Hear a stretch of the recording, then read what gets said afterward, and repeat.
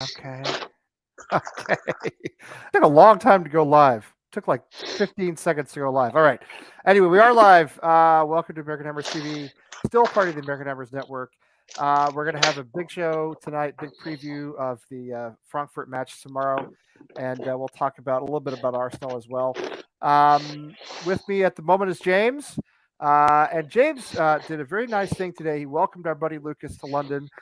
Lucas has left the shores of the United States for the first time to fly to England, and he will be watching the Frankfurt home leg. He'll be going to Arsenal, I believe. And isn't he going to? Is he going somewhere else too? Isn't he going to an He's away going.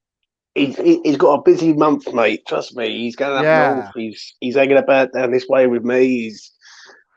He might even live here. Well, he's if he now I know he's super jet lagged. He just flew in today, and that first time you fly across the ocean is that's a rough one. Yeah. And so he said he might join us if he can join us, but if he can't, I totally understand that. He's going to be having a good time, and I'm happy that he's there. I'm jealous that he's there, and I'm happy that he's there. We are supposed to have any minute now. Ahmad Fareed on with us. He is with I think he's with NBC Sports. He's a friend of our buddy Scott. All right, you guys know Scott, who's on with us a lot. So they're going to be dialing in here in a couple of minutes. And we'll have Ahmad for I think about 20 minutes. So that's good special guest we have. In the meantime, before we do all that, let me tell you what I always tell you. Please like and subscribe if you haven't. Please tell your friends if you haven't. That helps us a lot. Our store is ahtv.threadless.com. So American Hammers TV, ahtv.threadless, as in without threads.com. You can get West Ham stuff, American Hammers TV stuff. You can get supporters group stuff from all over the world, and also snarky T-shirts and stuff like that if that's what you're into. So it helps us when you buy stuff from us. It helps us a lot. All right, here we go. Here's Scott. Before we get going with Scott and the show, I want to mention one more time my friend in the Gambia, Ensa. This is my thing that I'm doing. It's not an American Hammers TV thing. It's just something that I'm doing. But my buddy Ensa in the Gambia has started a club called West Ham United Gambia. He's got 70 kids playing for this club. He's the coach. He's the only coach. He's 16 years old, and he's doing everything. And we have raised so far. Yes, that's right. Look, he's paying attention. We've raised more than $1,000 now. We have sent them a lot of pairs of boots. I don't know how many, but a lot. We have sent them balls. We have sent them bibs for training. We've sent them cones. We've sent all kinds of stuff over there. And so it's been fantastic for him. It's been great for the kids. They're entering a tournament soon. So they're going to be playing against Gambian clubs who represent like Villa and a couple of other English clubs. I know there's an Aston Villa supporter who's doing the same thing that I'm doing. He's raising money for his Aston Villa club over there. So I would not like to be beaten by Aston Villa in West Africa. So if you guys, I dropped the link in here to the chat, and if you would, if you haven't donated and you would, that'd be wonderful. Thank you. Really appreciate it. It's one of the poorest countries in the world, and these kids just want to play like all the other kids. They just need the gear to do it. So anyway, we appreciate it. And Enzo loves West Ham. Let me tell you, he loves. I talk to him all the time. Talk to him almost every day. Loves West Ham. So anyway, Scott, how are you? I'm good, man. Do you have our man with us? Is he here? He's gonna check in pretty quick. Okay. No worries. Now, how do you know? This Ahmad Fareed is his name. Yes, that's right. I got it right. Yes. Yeah. Ahmed Fareed. And he's on NBC Sports. Correct. He does the a lot of the weekday games, or he was doing the weekday games. Okay. Yeah, that's right. He was the weekday Rebecca Lowe. He's the weekday Rebecca Lowe. I have a bad habit of rarely watching the studio shows. I have to admit, that's just kind of how I am. Sometimes because I don't see the game until after it's happened. Like a lot of Sunday morning games, I don't watch them until they've already happened. But anyway, here he is. Hi, Ahmad. How are you? Hello. How's it going? Listen, it's a great pleasure to have you on the show. First of all, I want to apologize to you because we had talked about doing this originally on Friday, the 29th. This show moves all the time because of my schedule, unfortunately, because I have kids and family commitments and other things that get in the way. Yeah. So we pushed it to Wednesday this week. So I appreciate you doing this on short notice. You It's clearly see how busy I am. Clearly, I was just like, sure, I can do it. What day you want? It's like Well- they tossed you out of the weekday show. All of a sudden, Ahmed's gone. I know. You see that we see behind me the continuing saga that I've been talking about for weeks now of making this room my older son's bedroom. It's still my office for the moment, and we've got to move all these books and we haven't done anything. So he turns 12 in September, and in all seriousness, I'm hoping by September we can get it done. I think it looks good. I mean, you see a lot of the streaming rooms out there right now. That I think looks very similar to a lot of them. You got a lot going on. I like it. All the books belong to my wife, by the way. I don't. You know, she's the You're smart supposed one. to say you've read them all No, twice. she has the PhD. I'm looking at it right now. I'm looking at her PhD diplomas right above me, so she keeps it up there to remind me. Anyway, thank you for being with us. I know you don't have a lot of time, but I appreciate you being here. It's really great to have you. You're an Arsenal guy, is that right? No. I got okay. into I'm a Spurs guy. Oh, okay. I got into it remember. about my apologies. My apologies. I couldn't 3 years ago. That's okay. Yeah. When I first started, so I got to NBC 3 years ago, a little over 3 years ago now, and one of the first things they said to me was like, "Would you like to help out on our PL shows?" And I was like, "Sure, let's do it." I didn't have a whole lot of experience with it before then, but right away I picked the team, and that team happened to be the Spurs. I did not realize the agony that I was in for at that point. To promote as my favorite team. That's listen, good point. We're in I good was gonna company say, right here. Yeah, you could talk. You could go on a Liverpool chat and talk about agony. But, Yeah. So you do doing mostly studios. I'm going to tell you about. I have to be honest with you, and I'm sorry about this. That's okay. I usually just watch the game coverage, Yeah. and I'm very bad about not watching the studio stuff because it's like I carve out 2 hours, and you know what I mean, and that's it.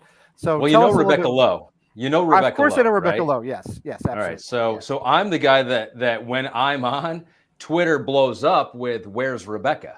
So I'm basically "Where's Rebecca?" Like, who is this guy? Definitely Fair not enough. Rebecca. That should Fair be enough. your new Twitter handle. Where's You're Rebecca? right. You're right. Well, we yeah. did go to now. NBC Sports had a Premier League mornings in Boston about 3 years ago, and we had just launched the channel, and we went. Tim and I went, and my friend Ken came with us. He doesn't do the channel, but he comes into the chat room, and we had a great time actually. A lot of fun. Yeah. West Ham lost, which was predictable, but I still have my my hat. So you know, Oh, nice. Got the little souvenir hat. And that's I've got all kinds of stuff they gave away, some of which my son was, well, let me see, it was 3 years ago. My younger son was 5, and somebody gave him a Spurs ball. And I don't know, it's the weirdest thing. I just disappeared. I don't know what happened to it. But... I've got 2 young kids. It's just stuff disappears. You're like, didn't you used to have that? And be like, yeah. And then they all disappear. And then one day you find 7 of them. It also disappeared because it was a Spurs ball and I got rid of it. That's why it disappeared. Yeah. So anyway, I know you guys do a Premier League. So we want to talk a lot about Frankfurt tonight. All right. But I think you probably, because Paramount has the Europa League. So correct. Why don't you give us your take on where you see West Ham right now? We sit 2 points behind Manchester United, finally even on games. They finally managed to play all their games. We're quite a ways behind Arsenal and Tottenham. I don't think we're going to catch them, but top 6 is still a possibility for us, for Wolves, for Manchester United. How do you see that shaking out?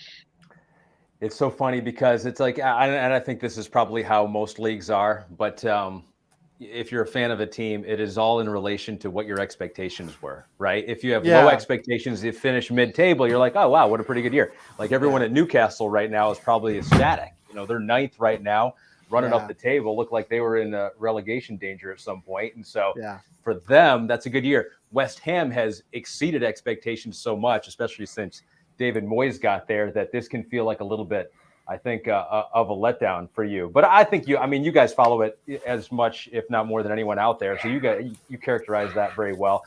I think I was listening a little bit just to find out what I was getting myself into today. I looked back at last week's video, and I Oh. believe it was you. I believe you didn't said watch you the whole go. thing. These You things go like 3 hours. So no. But what the part that I did see was I think it was you, Lee, that they go. One thing we know for sure, they're going to lose to Burnley, and when they lose to Burnley, David Moyes is going to be on the hot seat. Didn't happen. I'll tell you what, Result. but I knew it wouldn't be a win. It's just there was no way it was going to happen, and that was. Yeah. I mean, listen, that was the most West Ham possible result. There was lose to Burnley. By the way, Phil just joined us from Chicago.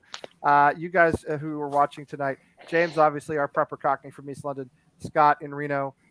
Phil from Chicago. We might have some other people jump in. This is like Grand Central Station. People jump in and off the show all the time. Cool. I met Fareed from NBC Sports, a real TV person. Okay, look at him. He's very professional compared to me. I'm just babbling.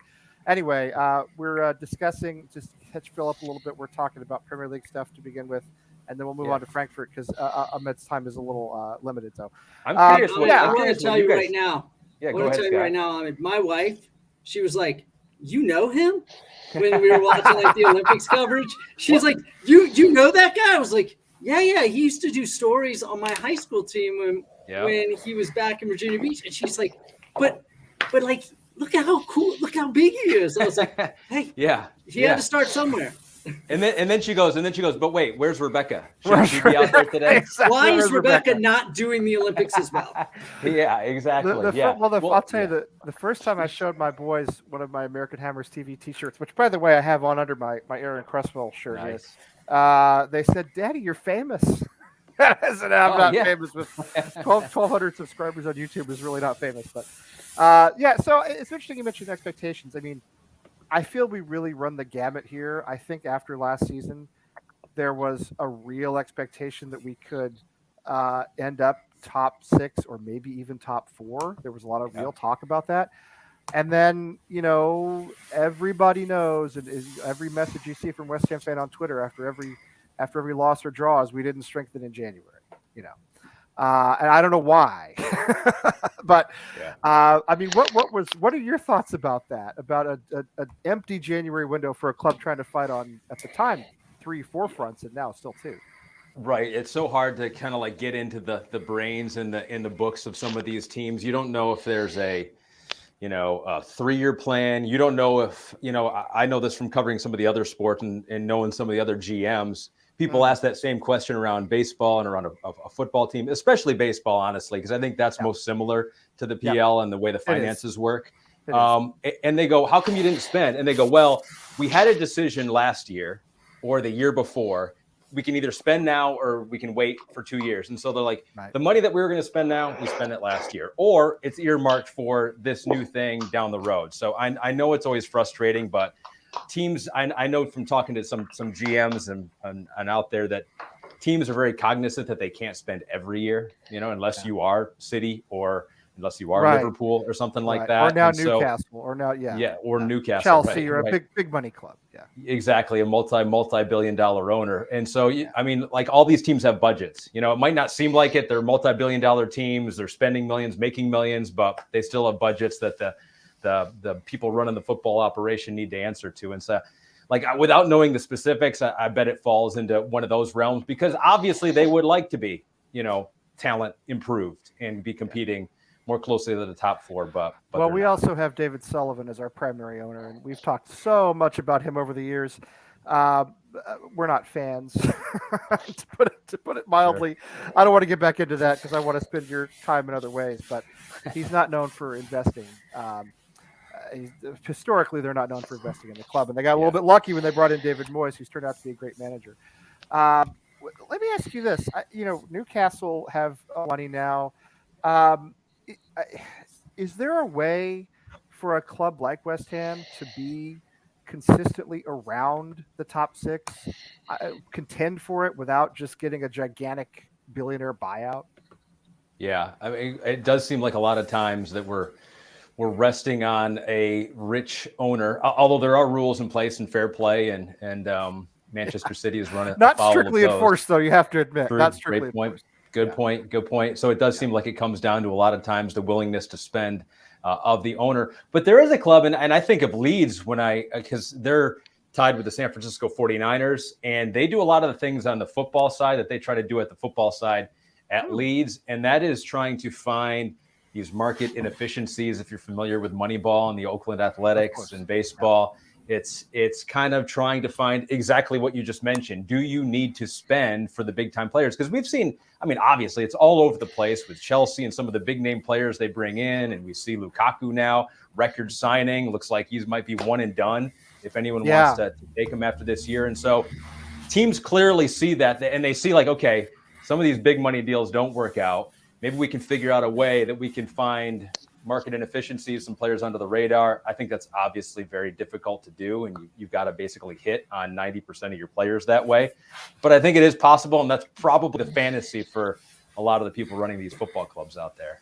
Well, I always think of it. I mean, you mentioned baseball. I think it's a great example because, if you follow, like I have for many years talking about suffering. I'm not a huge baseball fan, but I've been a New York Mets fan pretty much my whole life. Yeah. I'm not from New York. It's just random. Anyway, and they just spend, and they never win anything, and yet you had like the Kansas City Royals 5-6 years ago who spent like 20 years building to 1 season, 2 seasons really, where they had a lot of success, and then they had to start over. So I mean, I think it's the same. It's a similar idea. When you talk about Lukaku, the player I always think of is, oh, good Lord. But 20 years ago, he went to Manchester United, a big South American guy. I can't think of his name. Anyway, it's going to drive me crazy. But, they bring these guys in and big money, and then they flop. Sure. But you can do that if you're Chelsea. You can do that if you have, but you can't do that if you're West Ham. It's a big deal to lose a Sebastian Haller deal like the way we did. Yes, you got more money to spend for sure.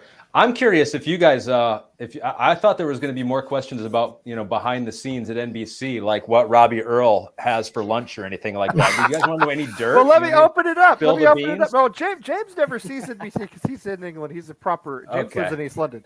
So but Sky, and our friends of Sky. Yes, that's right. So, but yeah, I don't want to dominate the whole thing. While we have you here, Ahmed, why don't you guys ask anything you have on your mind? How do you assess West Ham this season from like overseas? How do you assess West Ham this season, as in like top 7, and if we can get to a final, how would you see it from outside and looking in? I think that's really interesting, and I wanted to kind of bring that up with you guys because for American sports fans, and which is what I talk to most of the time, we don't have this idea of other ways to have a successful season.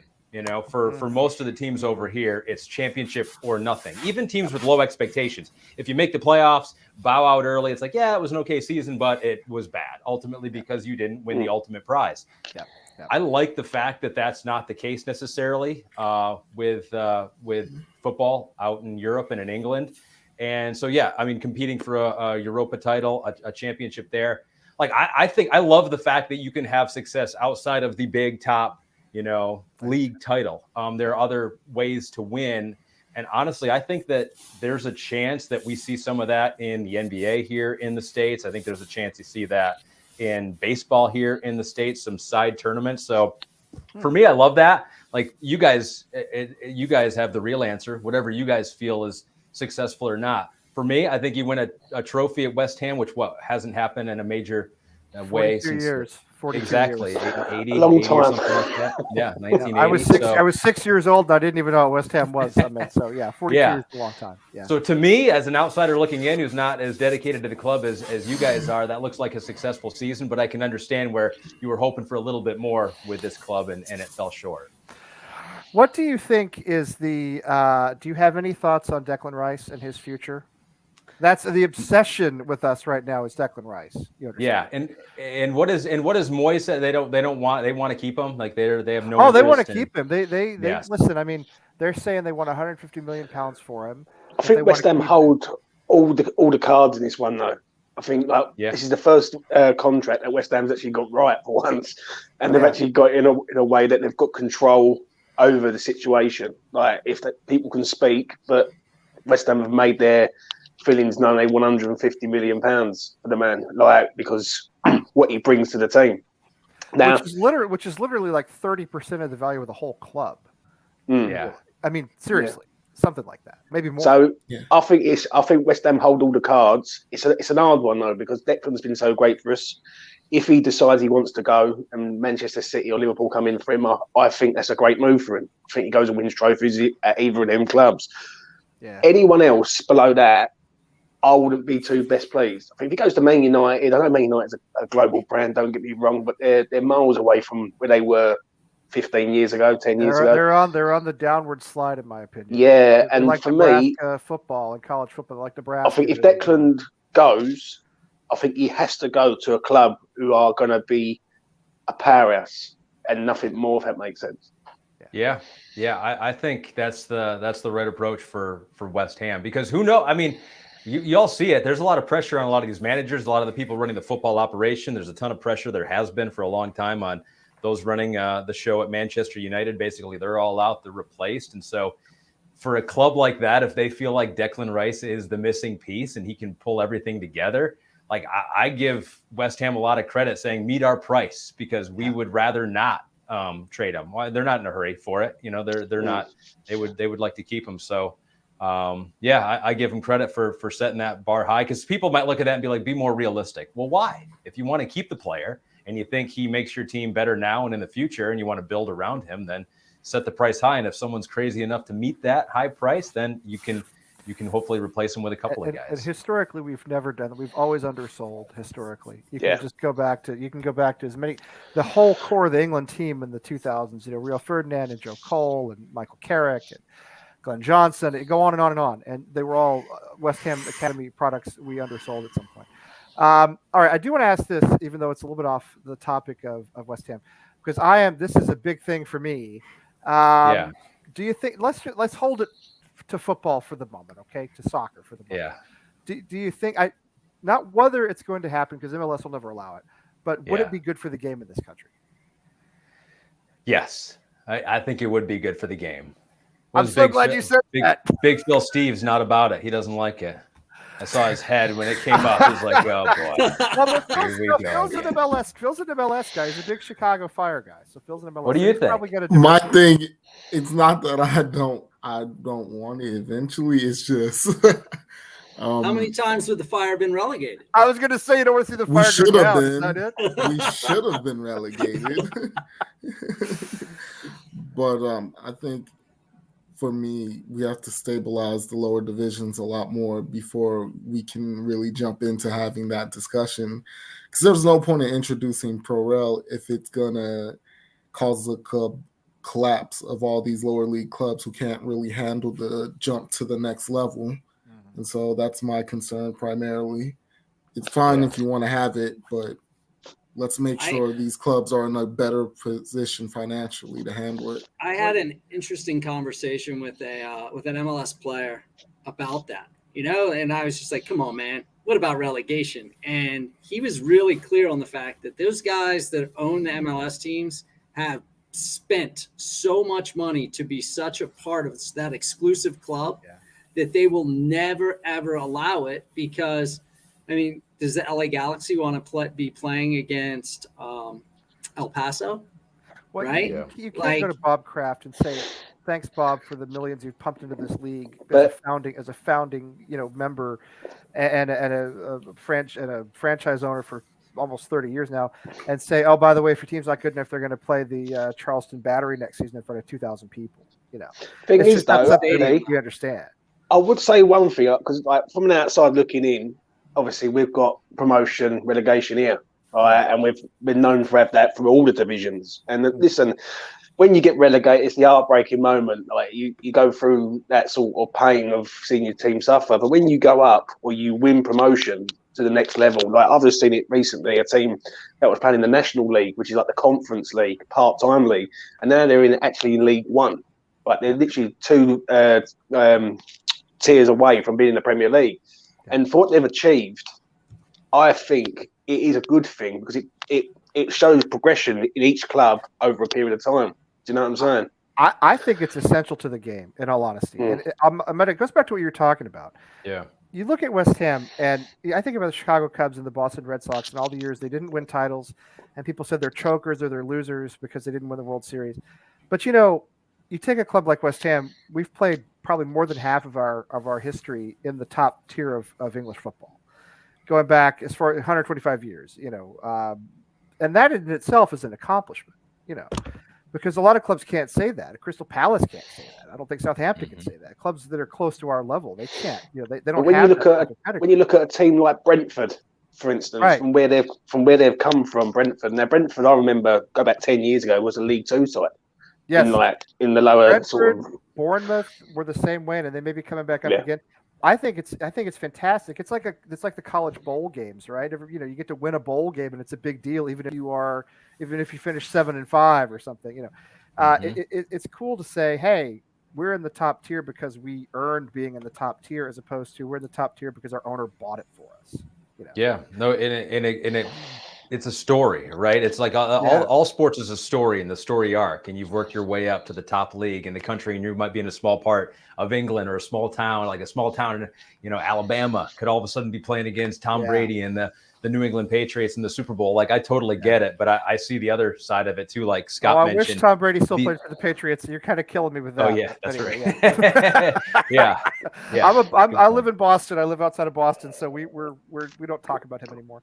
Actually, we talk about him a lot, but that's anyway. So, Ahmed, real quick, I have one behind-the-scenes question. Yeah, go. Do you and Tim Howard, do you guys share facial hair, like grooming tips with each other? Like, are the two of you picking bugs out of each other's beards while the game's going on? No, we do have to watch out, because how it works in the studio is you get in there. We get in there about an hour before the pregame show. We rehearse kind of everything that we're going to do. We rehearse the opening chat. We go over player profiles, the team news. And then you do the show. And then right after the pregame show, first half starts. And then they serve us food. It's like one of the only shows that I do at NBC where we get fed while we're on set. It's the greatest deal ever. I don't know how they got it, but it's awesome. So I always love to fill in, because I get, and he usually gets, I think, salmon. I get that too sometimes. It's a great meal. It's like the best I eat all week.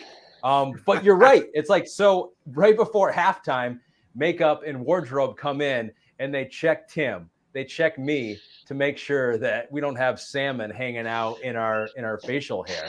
So, but no, to answer your question, when Tim's on, I got to make sure that the facial hair is on point, more than I do when Robbie Musto's on. He doesn't have it. Robbie Earl, no. So no, Tim, you got to step your game up. Can Robbie Musto grow facial hair? I'm going to ask him and report back to you. We will not like that. These are the questions we need answered. Something I wonder about, if you have a couple more minutes. Sure. Where do you see the Premier League right now in the American sports landscape? I mean, it's never going to. No sport in this country will ever be the NFL. It's so dominant, but. Where do you see it compared to, say, something like the NHL or I don't know? We don't really have four major sports. Obviously, I think it's bigger than MLS in terms of TV ratings. I think it's a lot bigger than MLS in terms of TV ratings. But do you see it creeping up to eventually being in the American consciousness above just a novelty type sport? Yeah, well, what do we get for some of our biggest big games? We get about 1 million people watching, and that's about equivalent to some of the biggest NHL games. I mean, so you guys that's a great beat comparison. Big Ten games sometimes. You beat the Big Ten football game sometimes in the fall. Oh, for sure. Manchester United, Liverpool can beat like Illinois versus Iowa on a Saturday in October. Yeah. So that the comparison you made to NHL is a good one, because NBC, we had the NHL for about 15 years, and you can kind of connect the dots here. NHL went over to ESPN. NBC we're not competitive with our bid, and so the NHL left. And you can see that they prioritized, NBC did, getting PL back for 6 years. And so to NBC, at least, it was more of a priority to keep the Premier League than it was to keep the NHL. And one of the big reasons I can tell you guys for that, and I don't know, love it or hate it, changing habits, all that, Peacock was a huge part of it, because what has been obvious to NBC from the get-go is that soccer fans skew a little bit younger and have already been used to trying to find the games at different places. And so they were more apt to sign up for Peacock and stream the game, and were okay streaming the game, and didn't kind of have that fight with the technology that we saw more in the traditional sports of hockey and baseball and maybe even the NBA. So that was a big part of it. But I can tell you, for NBC, I mean, they put their money where their mouth was. They thought the PL was a better bet than the NHL. So that answers half your question right there. No, that's absolutely. And I'm a big hockey fan too. It's not an anti-hockey agenda. I'm just wondering, where you think it falls. I would think, the only way, briefly going back to the promotion relegation thing, the only way I could see it working, and I'm curious to get your thought, is you'd have to have some form of revenue sharing, right? You'd have to have something, because I used to help run an NPSL club years ago. The guy who founded this network, he and I were part of a team that ran an NPSL club for 3 seasons, which is, I don't know, it used to be the 4th tier, not that we really have tiers, but the 4th tier of American soccer, and it is really hard to do. It's so expensive. Our team was based in Lowell, Mass, near where we live. They had to travel to places like New York and New Jersey, and that's a lot. We had guys just driving their cars down there. You couldn't rent a boat, didn't have any money. Had trouble getting a stadium. It's brutal at the lower levels here, and I would think you'd have to have some sort of support from MLS, or if it ever got big enough, USL, to say like, we'll give you, we'll fund you so that we can have a full system. But that doesn't seem, nobody seems to want that. Yeah, kind of like minor league baseball a little bit too, where there's definitely some financial incentive for the major league teams to help out the minor league team because they got some of their best players playing down there. Exactly. You look at it as a development type, Totally. Yeah. And I think you'd have to set it up like that. Like you mentioned, the MLS, it'll never happen because those owners got into the MLS with the understanding that they were in the MLS, right? If you created the league with that idea, then it's a different story. You know what you're signing up for as an owner. You maybe don't pay as much for your franchise there, but fan interest might be a little bit more because of it, more intrigue, and so you might make it up in the long run. So, and I'll say too, it's like in England, even in European soccer, you're very familiar with promotion and relegation. Rugby was too. And now rugby hit some financial problems in the pandemic, I believe. And then they've decided here, I believe, for the next few years to ring fence the league and not have promotion relegation. And that comes from the lower leagues. It's just not, if you drop down into that lower league, it's so devastating financially that, you really do need to be on solid They did it footing. in Mexico too. I mean, they got rid of promotion relegation in Mexico. And I don't know if you really need a healthy ecosystem. Yeah, you need that healthy ecosystem. Exactly. I think the Premier League helps out a hell of a lot, especially with our pyramid, like our football pyramid from Premier League to National League. The Premier League is a powerhouse, let's be honest. And I think if you have a powerhouse, the money would filter down into the lower leagues, which help them clubs survive. Obviously, you don't want a Bury situation or a Derby County situation where they're going to where the owner's going to leave and they could end up going bust. But I think we're very lucky as someone who's from England, and I've seen the Premier League evolve over the last sort of 20, 25 years. I think the money helps, but you do need them lower league clubs for the whole thing to be stable, so to speak. Yep, totally. And Americans, I think American fans, something I want to get your perspective on too, since I'm sure you talked to a lot more people than I do. I don't think American owners understand promotion relegation at all. They're not from that world, but I think American fans do. Now, when MLS started in 1996, nobody did, right? Because it wasn't a global. We didn't get global football. We got the World Cup and maybe the Euro, and that was it. But I feel as though fans are much more sophisticated than they were 25 years ago. I don't know if you have that same feeling or not. As far as what sophisticated in as far as understanding how the global game works with promotion relegation. Oh, sure. And just totally. A tiered system. Yes. No, I think so too. I think the casual fan still does not. I think there's more of a diehard fan base now, but I think you saw it kind of last year. Was it a year ago now? With the Super League, where when that came about, there's a pretty sizable contingent of American sports fans. They were not football fans; they were American sports fans that wondered what gives. It sounds like a pretty good idea, A lot of Americans, I noticed a lot of Americans were like, "Yeah, that's great. Get the best together and have them play every season." Right.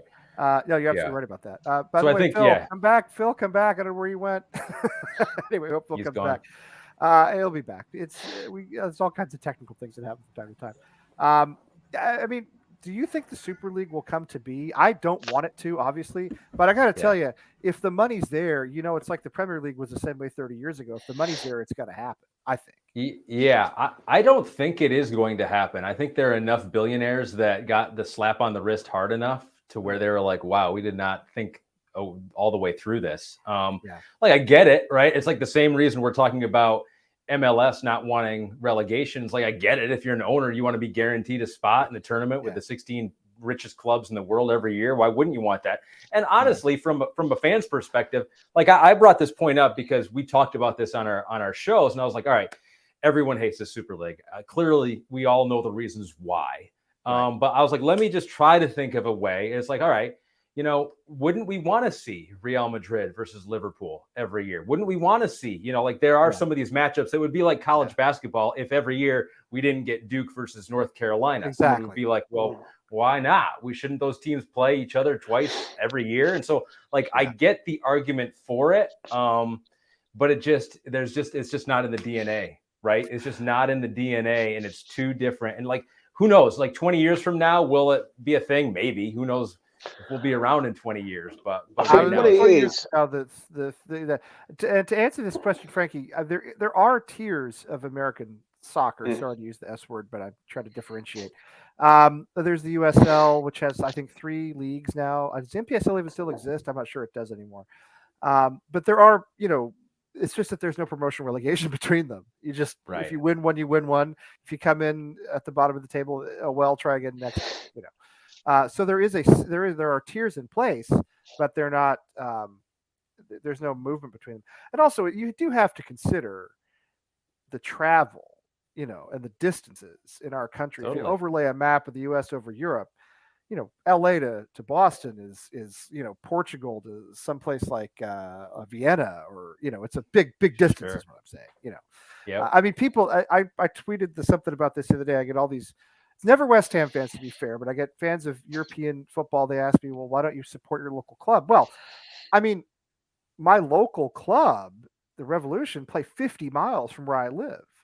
That's the difference. That's the distance from Manchester to Leeds. That's like saying, well, you live in Manchester, why don't you support Leeds United? I mean, it's 50 miles away. And with no traffic, it's an hour drive. And with traffic, believe me, it's a lot longer than that. So it's not as simple as saying like, and I was part of a team here in Lowell, which is a mile down the road, where we tried to establish something local. And nobody came. Sure. We read it for 3 seasons. Nobody came. So I don't know what else to tell you. It's just not. You got to have that tradition. It's like, and how do you get that tradition? It's like play for 50 years, and then you'll have history and tradition, and you'll have a fan base. Then it's like, how do you get to that point? No, I agree with that. Yeah. Guys, Ahmed, real quick. Yes, you were in Virginia Beach when we had all those pro teams, and they didn't sell any tickets. Like all those tickets were given away. Yeah, they were all pumped. Nobody I know how that goes. To get in the gate. Yep. Yeah. What pro teams are you talking about? The Tides did pretty well. Well, I'm talking about the soccer teams. Oh yes. Yeah. They got that stadium, and it was just. Yeah. And I, like, honestly, it's like you look at any sport right now, and it's like soccer's going to be hard to draw because look at the Oakland A's. Look at some baseball stadiums right now. It is hard to get people out to the stadium. Like you mentioned, 50 miles away. It's like your fan base lives an hour away. It is just so easy and convenient to see your team play on TV now. And so it's like, I don't know if long-term some of these clubs are going to have to find a different revenue model. It doesn't seem to be a problem in England. Every PL game that we have is packed and standing room only, it looks like. But here in the States, and take trains to those games, though. Yeah. When I lived in Paris, I could take a bus to PSG. When I lived in Rotterdam, there was a second division club down where I used to do rugby training. It was right down there. I could walk down there. I could walk down there in 10 minutes. Yeah. The Revs are 50 miles away. So totally. It's just a different. It's an hour before you even get there. Yeah, exactly. It's a pain. It's horrible. Anyway, I know you have to go. But Ahmed, thank you so much for being with us. This was a real treat. Appreciate it immensely. Would you do us a big favor right before you go? And since you're a Spurs guy, keep in mind we're playing Arsenal. Okay, how do you think it's going to go on Saturday between West Ham and Arsenal? I think it's going to probably be, West Ham get out to an early lead. Bowen's probably going to get a score. I would say 2-0 West Ham all said and done. Oh, I love it. I love it. Okay. Okay. From your lips to God's Thanks, ears. Ahmed. All right. Thank you. I would really Scott, appreciate it. good seeing you again, guys. Hey, Take good care, seeing you, Ahmed. Appreciate it, Appreciate man. it. Talk to you later. Keep up the good work, guys. Hey, you. where's Thank Rebecca you. Lowe? That's all Yeah, I'm I going to know, say from I now know. on. She'll Every be on time next you're week. on. Yeah, she'll be on next week. All right. Talk to you Later, later. guys. See you Take guys. care, man. Well, that was a real treat, Scott. Thank you for setting that up. I appreciate that. He's a good guy, and again, we had this all set to go on like a Friday. I messed it up, so I'm glad he was able to do that with us. Phil has He's a said something come top-notch up. guy. No, he's a good dude, and he was great to have him around. So I'm really glad he was with us. And he's such a professional. You know, he's so good on camera. Makes me look terrible, but anyway, that's how it should be. So Phil has had something come up. He'll be back with us later. I got a bunch of other people who may or may not jump in tonight, but for the time being, again, we appreciate that from Ahmed. That was really great. Yeah, and I know how you feel. I used to go to a lot of Revs games, actually. I used to have a press pass. It's a long story, but I used to go for free, and I went to a lot of them. And you know, the fans are friendly, but there's no atmosphere there, quite frankly. They play in too big a stadium for one thing. Anyway, let's move on to let's talk about tomorrow night. I mean, I'm having trouble functioning as a human being because I'm so nervous about this game. You know, the last time I was this nervous about a sporting event was when the Bruins were in Game 7 of the Stanley Cup Final in 2011, and they won that game, fortunately. So it worked out that time. But you know, this is just I don't know what I'm gonna do if we make a final. Good Lord, I may not survive. I'm going to throw it open. I mean, what are your thoughts? Do you think we see Zuma? Are you okay with the back four we had against Chelsea, which played pretty well, other than Dawson getting sent off for 90 minutes? I mean, what are your thoughts? Go on, Scott. You can take it Go away. on, Scott. My thoughts on the back four are, you know, we weren't defending with four. We were defending more with 6 or 7 back there. Yeah. If that's our style of play on Thursday, I don't see success, right? So we're actually going to have to. I think Zuma plays. I think he does. I do too. I think that would strengthen us, obviously, in the center of the park, right? But I think, you know, I listen to all the people say how great we played against Chelsea, but we packed it back and tried to counter, right? And so, like, if you can hold the line long enough, you know, then, you know, you get a point. But we can't do that and be successful on Thursday. I mean, but surely, I watched Frankfurt play Barcelona, and I got to tell you, I watched the highlights mostly, but about 20 minutes, condensed version of the game, and they were terrifying. They dominated that game, start to finish. However, hey, there she is. You want to say, hey, come on, you Embry. irons? Hey, Embry. Come on, you irons. There she goes. Can you give us one? Oh, there she got it. All she does, she just does the, that's her. She's ready to fight. She's ready to fight for West Ham. She's ready to go. I'm glad you brought her in. Night pumpkin.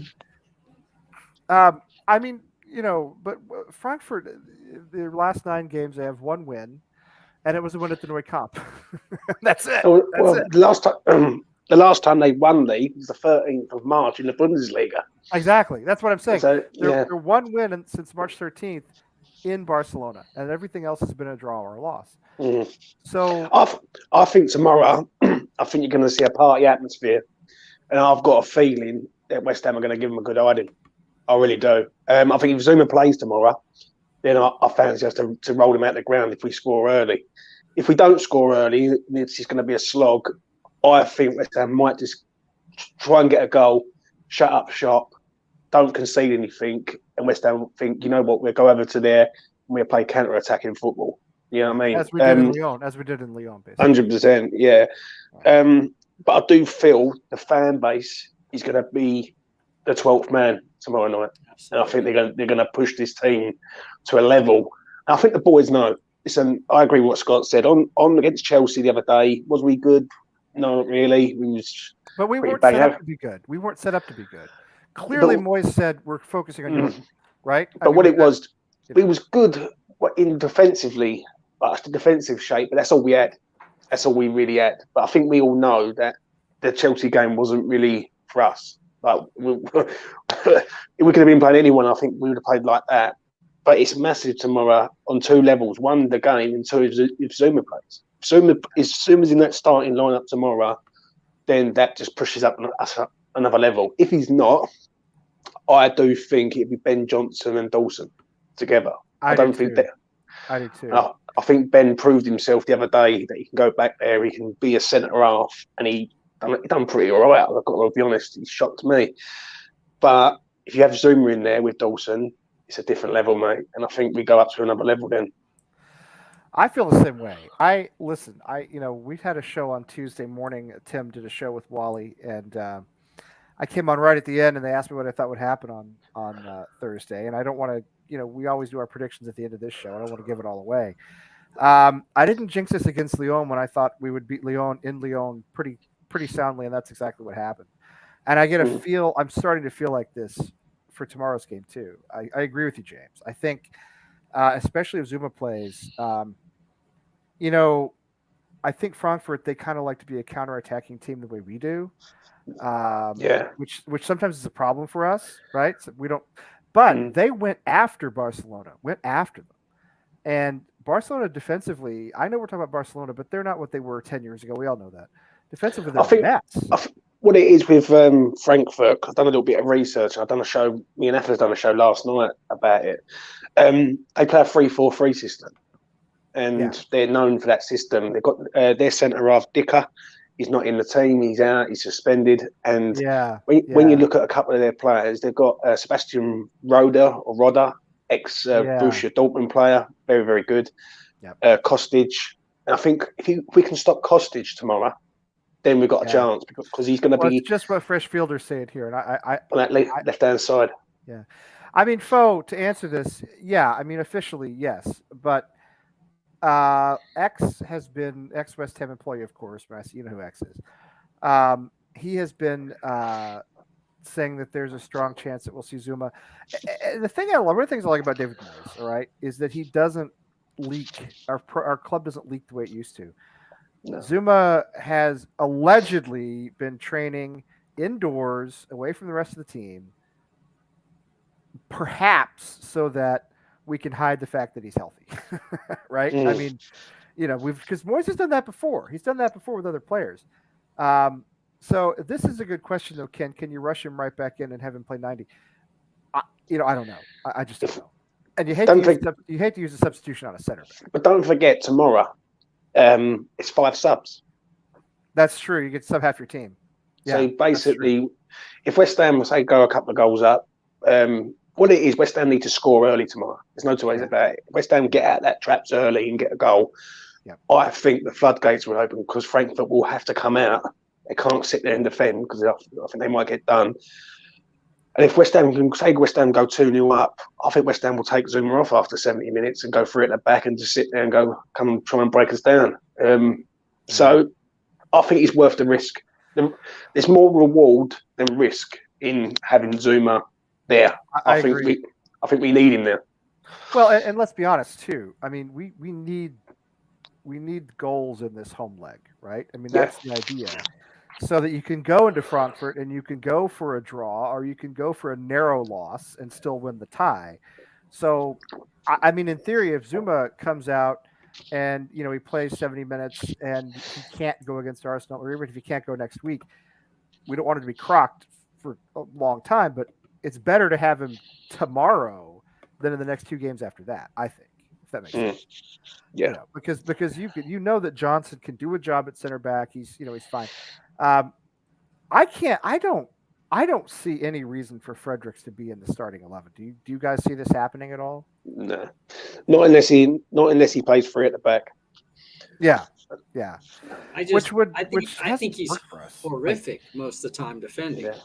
I mean, we brought him in to be a winger, right? We signed him to be a winger, not to be an outside back.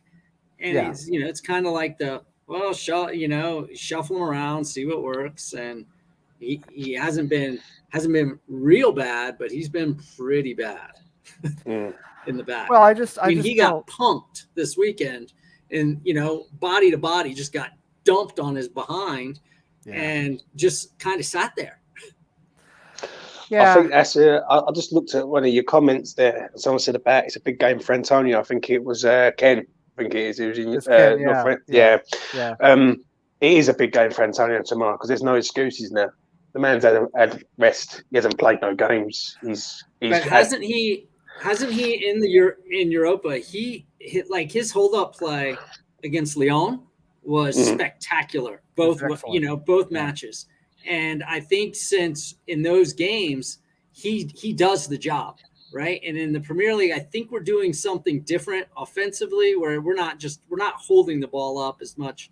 And so I'm a little concerned if we try to possess tomorrow and try to possess around his man here, by the way. Wally's defended his man. Anyway, but if we try to possess around them, we're pulling him out of his biggest strength. I think he needs a goal, though, doesn't he, Scott? I think. Absolutely. The man hasn't scored a goal since January the 1st, I think it is, against Crystal Palace away. Yeah. So this man needs a goal. And I know his hold-up play is good, don't get me wrong. But people, when he don't play well, people are very quick to say, oh, he's tired, he's knackered, look what he's done all season. He's had the rest now. He didn't play against Chelsea. He didn't play against Chelsea the other week. Yeah. Technically, the last time he played was Burnley, which was 2 weeks ago. So he's got time on his side. Do you know what I'm saying? So I think tomorrow, if he turns up, he's got to be on it. There's no two ways about it. We need this man to put in a 8, 9 out of 10 performance tomorrow night. And if he does, I can see a West Ham Leicester all over again, like the beginning part of the season, where we just went straight through Leicester and we dominated that game from start to finish. I don't think most of these European sides deal with players like him very often. A player of that size, speed, combination of size and speed. I'm not saying he's fast, but for his size, he's a relatively quick guy. I've lost my screen. Sorry, there it comes. I just don't, and just the way he bullies defenders, I don't think they're used to that. I don't think they get that in Germany or France very often. Well, at least we ain't got to put up with a German ref. That's what I'm saying. Well, we got a Dutch guy with a Turkish name. All right, he's a Dutch guy with a Turkish name, but he's a Dutch national. Now, what did I see that how many cards is he giving out? It was some insane number. It's 135 and 34. He's giving out the most reds. That's all that matters. He's giving out. He throws reds around like he's at a poker table. And he's literally given something like 130 cards in his last 34 games. I mean, that's astonishing. That's he's dishing out 3 a game, 4 a game, more than 3, 4 or more. Reds, yellow. I mean, so I don't love that at all. I don't love that at all.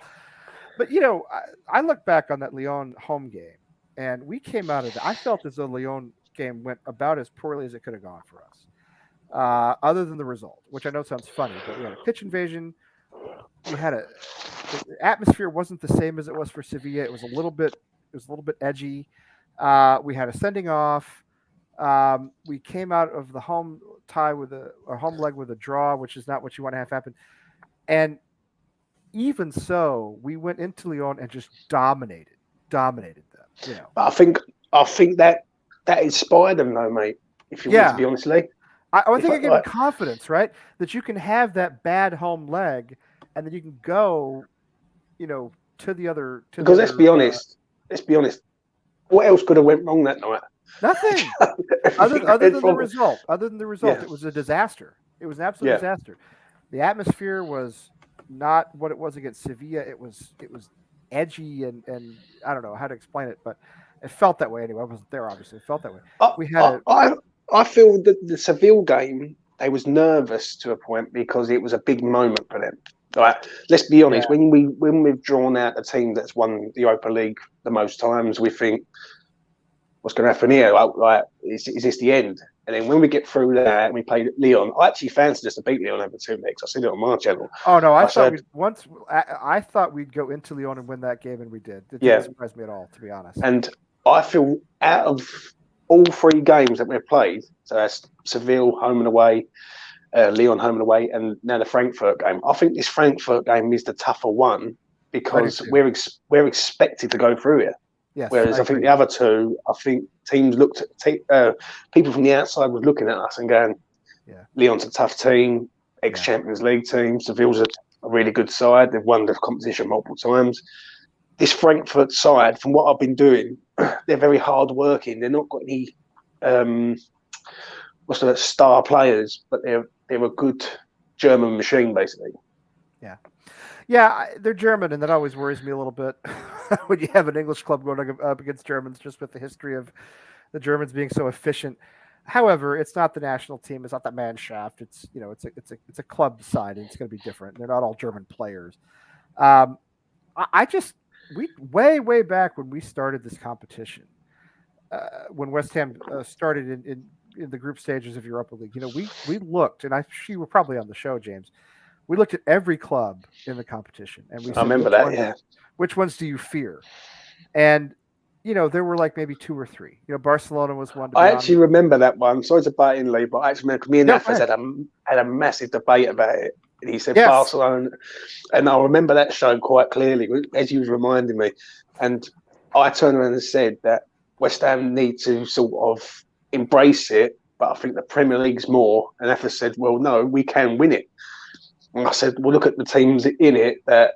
And I'll be honest with you, West Ham surprised me in the Europa League. I thought, me too. The group that we was in, I thought the group was perfect for us. I did too. We had Zagreb in it. We had the away leg first, which was good. It was pretty easy. Let's be honest. It wasn't a tough group. Yeah, and that group to get out of that group. But I just think West Ham has just got better and better. Each game that they've played against Seville and then against Leon, like the Leon away game, I was watching it in the pub in local to me. And there's about 35, 40 people in this pub, and it was pandemonium in this pub. Yeah. And people said that's the best I've seen West Ham play under that sort of pressure. Do you know what I'm saying? Well, I think the second leg against Sevilla was the one that got me to thinking we could really win this competition. I'm not saying we will, but I watched that at Ken's house, and that was the best I've ever seen West Ham play ever. Now I don't go back that far, like a lot of I go maybe 15 years. I don't go back a lifetime like a lot of people do. But I mean, I'm talking. Granted, we haven't played in many matches of that magnitude, but that's the best West Ham the best West Ham team, West Ham performance I've ever seen. And honestly, Sevilla were probably a favorite to win the competition because they always do. They've won it so many times. That was a performance that told me we're going to be different gravy in this competition. This is not necessarily, and the other thing is, you don't have to, it's not a grind like the Premier League. You know what I mean? You don't run into Brightons and Burnleys. You don't run into clubs that are just trying to keep you in check for 90 minutes. In the knockout stages, everybody wants to win. Everybody needs to win, and I actually think that's good for us. I think that's good for us because they can't just sit there and shut us down. Plus, the way I see it is, with all due respect to Frankfurt and Lyon and Sevilla for that matter, we play 12, 14, 18 times a year. We play the biggest clubs in the world.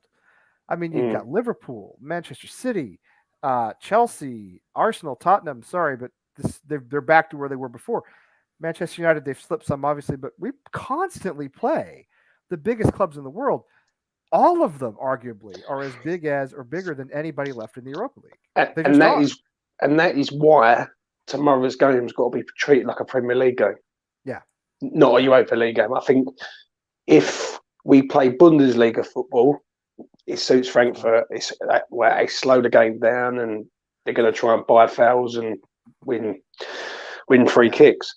West Ham have to be on the front foot from minute 1 to minute 90. And listen, I think tomorrow it's going to be a great day, whatever happens. but I do think something special is happening at West Ham. I said it a long time ago on West Ham Fan TV, and I said it last season. With Declan Rice in your team, anything is possible, and this season has proved it. I think Declan and Bowen together have been absolutely first class. I think Craig Dawson's done good things, but it's a joint team effort. And from what people say about different players, i.e. Fornals, Ben Rama, etc., they've all done it together. Yeah. Well, I think now that tomorrow night is West Ham's cup final. So I do believe that if we get out of tomorrow night without conceding and we take a couple more goal lead over there, I think we'll shut up shop and David Moyes will just hit him on the break. West Ham play better without the ball, and we are known. We are known for that. So that's what I think tomorrow night, mate. I just think it's on the boys, and I think they know it. And they realise that this is their moment there. When you look at this run through Europe, there are moments, and anytime you follow a club or a team in any sport through a championship or a trophy, whatever you want to call it, there are always moments you look back on as critical moments. You know, I could think of the Bruins in 2011 and their Stanley Cup run and the various things that happened over the course of that season. And I, you know, there are 8 or 10 things that stand out as, when that happened, I knew we had a chance. And when I look at this European run, I look at Areola's save against Sevilla, and I look at Craig Dawson making those 2 tackles at the end of the Lyon match when we were man down, they were putting on pressure. Again, I don't know what's going to happen, but stuff like that makes you think that maybe it really is our time. Do you know what I mean? When you get the save that 9 times out of 10 you're not going to get. Magnificent save. You get the 2 million pound center back just going in there full Maldini, just clearing guys out. You know, at the end of a match where we cannot afford to succeed to concede.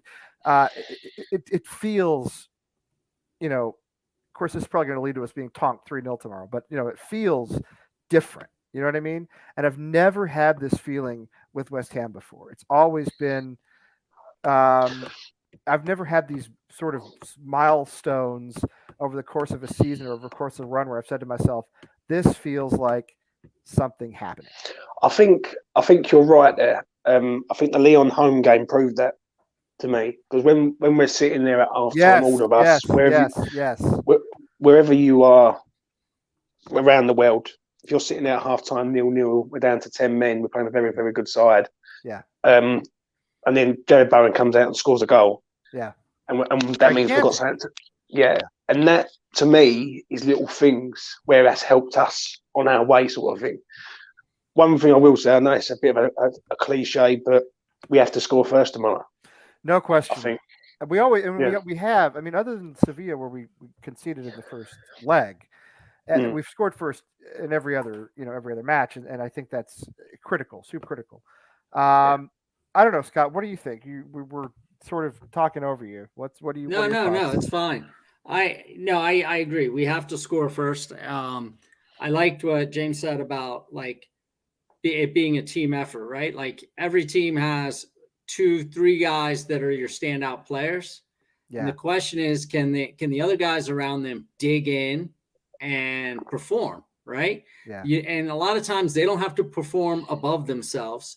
They just have to perform where they perform, right? And we watch clubs all the time where, you know, maybe a left back it just folds, right? Or a center back goes through and is constantly missing things. And so I think that I love that analogy because, again, as someone that coached, you know, you kind of sprinkle your best players around. And then the hardest part is, all right, will this guy dig in? Will this guy just play within himself? Yes. And I think that's where we have to be tomorrow. Players have to not try to do too much, you know, just play the game. And, you know, I know that's probably exactly what Moyes would be saying, right? Just go out and play the game. It's the same game you've played since you were 4, most of these guys, right? Now you just have to go execute. If you watch the movie The Damned United, which is a great movie, I'm sure you guys have probably both seen it. The Damned United. It's about Brian Clough, mostly about his time at Leeds, but it starts with he's at Derby in the 70s, and they come up with a huge match against Leeds, and which were the biggest club in England at the time. And I don't know if this is true or if it's just a scene in the movie, but there's a great scene where prior to the match, instead of kind of getting them riled up and pumped up, he sits down next to every player and he says, "What are you going to do today?" And the player says, "Oh, I'm going to keep, Billy Brimner in my pocket or whatever, Jimmy Giles, whoever those Leeds players were at the time, or I'm going to boss the midfield." You know what I mean? And he calmly sits down and says, "What are you going to do today? What's your job today? What are you going to do today?" And I think that's exactly what you're talking about. Listen, Craig Dawson, be Craig Dawson. Do you know what I mean? You don't have to be super Craig. Just be Craig Dawson. Okay? That's all you need to do. The first time my team was playing in a state final. The first time my team was playing in a state final, we're shut up in a locker room, all the girls' games going on. And I'm doing the same thing, right? You're just walking around to guys. And it's funny because, like, guys are all nervous. And I'm nervous, but I'm the one calm. And one of my kids, I look at him and I'm like, "What are you listening to?" And he's like, "Coach, this is my jam." And it was Biz Marquee, "Oh Baby You," right? And I'm like, just a friend. And so we just start joking on it the whole time, right? That was the kid we needed. Yes. That was the guy, that's the kid that had to perform. He just had to do his thing, right? But he's the one with the most pressure on him. He's the senior. He's the guy that we have to have step up. And if as a coach, I think Moise is a good enough strategist to know, hey, just go out and play. We're the better team. We're the better side. We need to show that. And he sent a message on Sunday when he made all those changes. He said, "We're close enough now. We're going to focus on this competition."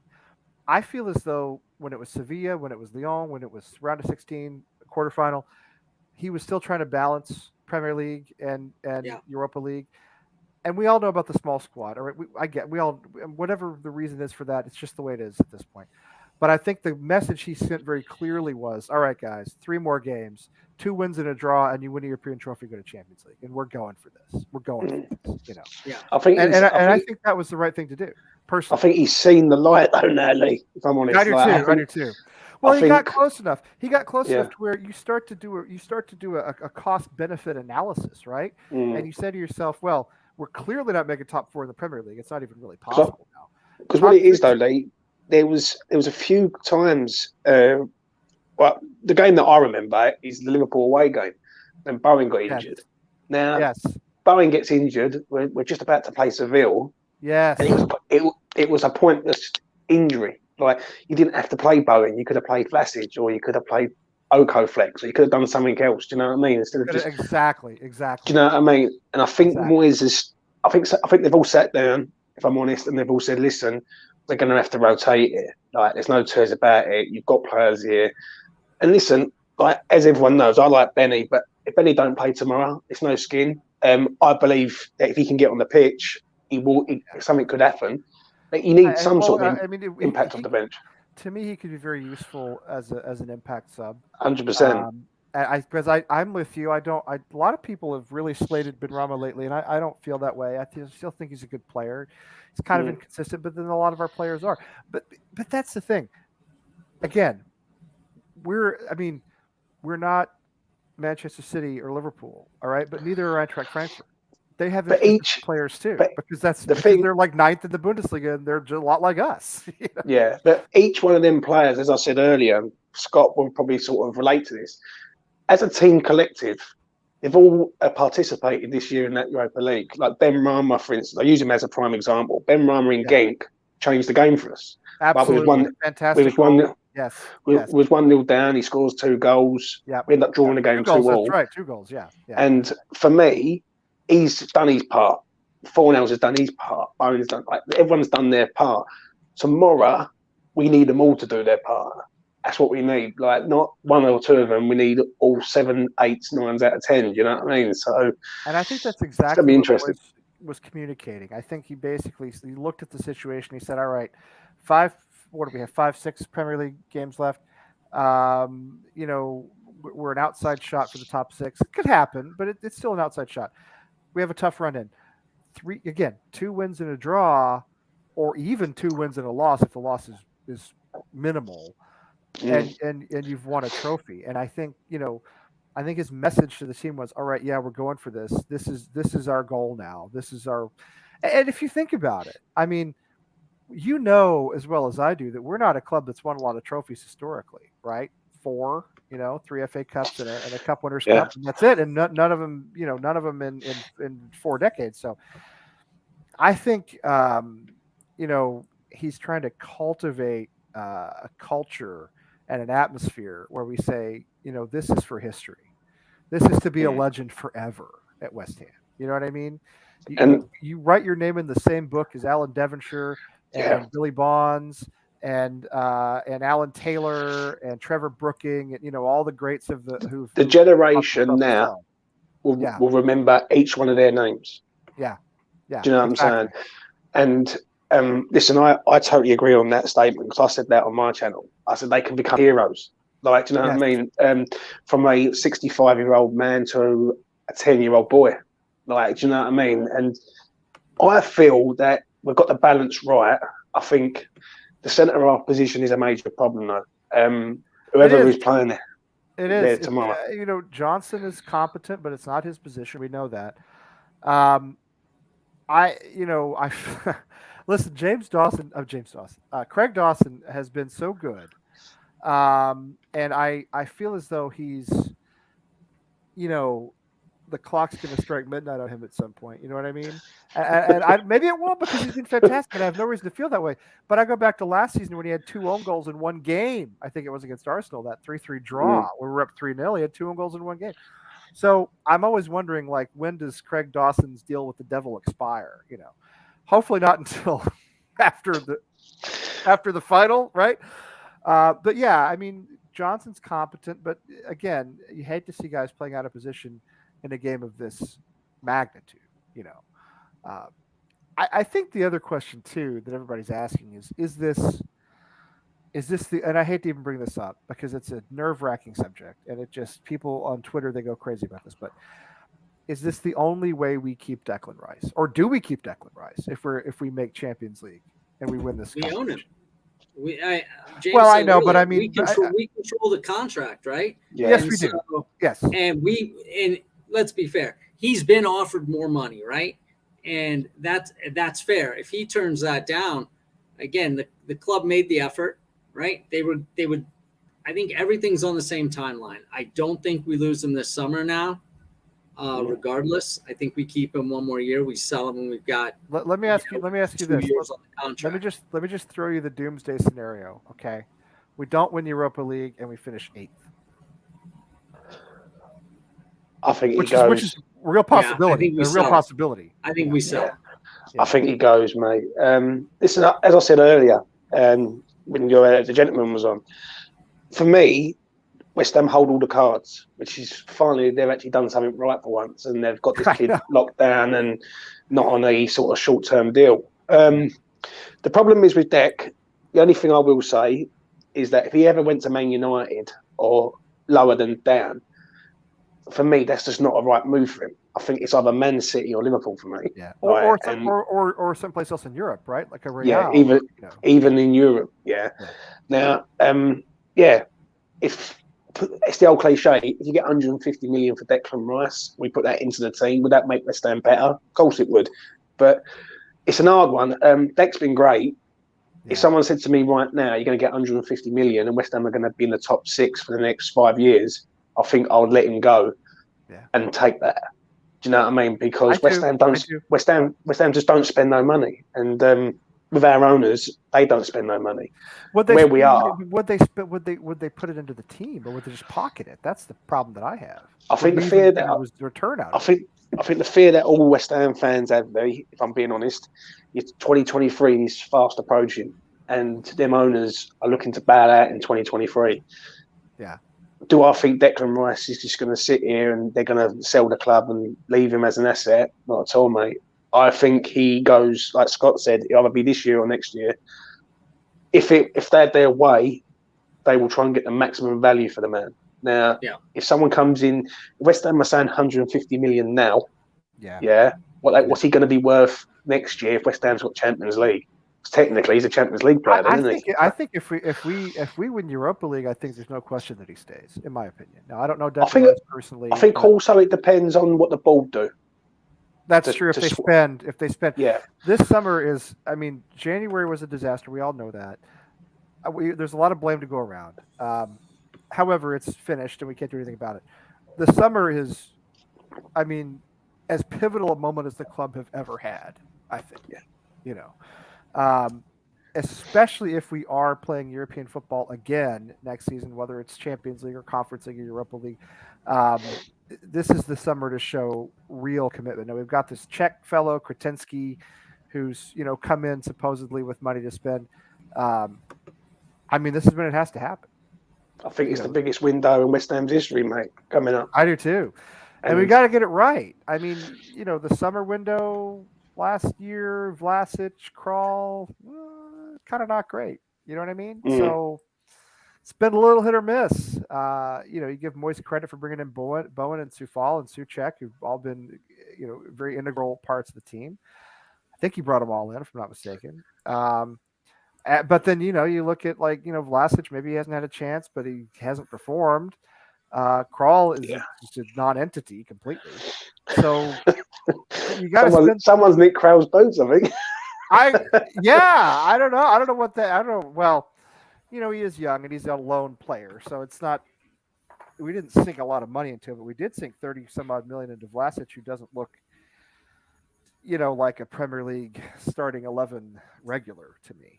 I don't know if that's that way to you, but so yeah, I mean it's I don't. It's funny to be flippant. Yeah, it's a gigantic window, but I feel as though there's a. I don't know if the players sense this. They probably don't care, but there seems to be like a pressure among the fans that we have to win this competition, or Declan walks. I think, for me personally, I don't know what Scott thinks, but I think it's all or nothing on this, mate. If I'm being honest, I think we're there. Yeah, I think it's at that stage now that this is the moment that West Ham can get Champions League. Yeah. But I don't think West Ham can get Champions League next season or moving forward, especially if Newcastle start spending. Yeah, you add Newcastle to the mix. Yeah, you're literally adding another person to the sort of pot, basically. And you've got Man United. Man United won't be as bad as they have been for the last 5 years. But eventually that's going to turn. Eventually, I don't know about that. I have to tell you, they have a feel to me, and I'm going to throw some American references in here, so I apologize. But Scott, maybe you're more familiar. Nebraska football, college football, Nebraska dominated for decades, and they just made some made some bad choices, and now they're just mediocre to not very good. The Dallas Cowboys, the NFL team I grew up with, dominant in the 90s, made some bad choices, had a bad owner, frankly. And they're just, they haven't won anything in 20 some odd years. I could see Manchester United floundering for a long time in this post-Ferguson era. However, it doesn't really matter because your point is the same. Chelsea, well, we don't know about Chelsea, but, they'll sell to somebody who has a lot of money. Chelsea, Manchester City, Liverpool, to a lesser extent, Arsenal, Tottenham, and now Newcastle. We're not going to crack that cartel. We're not, not on our regular. Unless we spend money.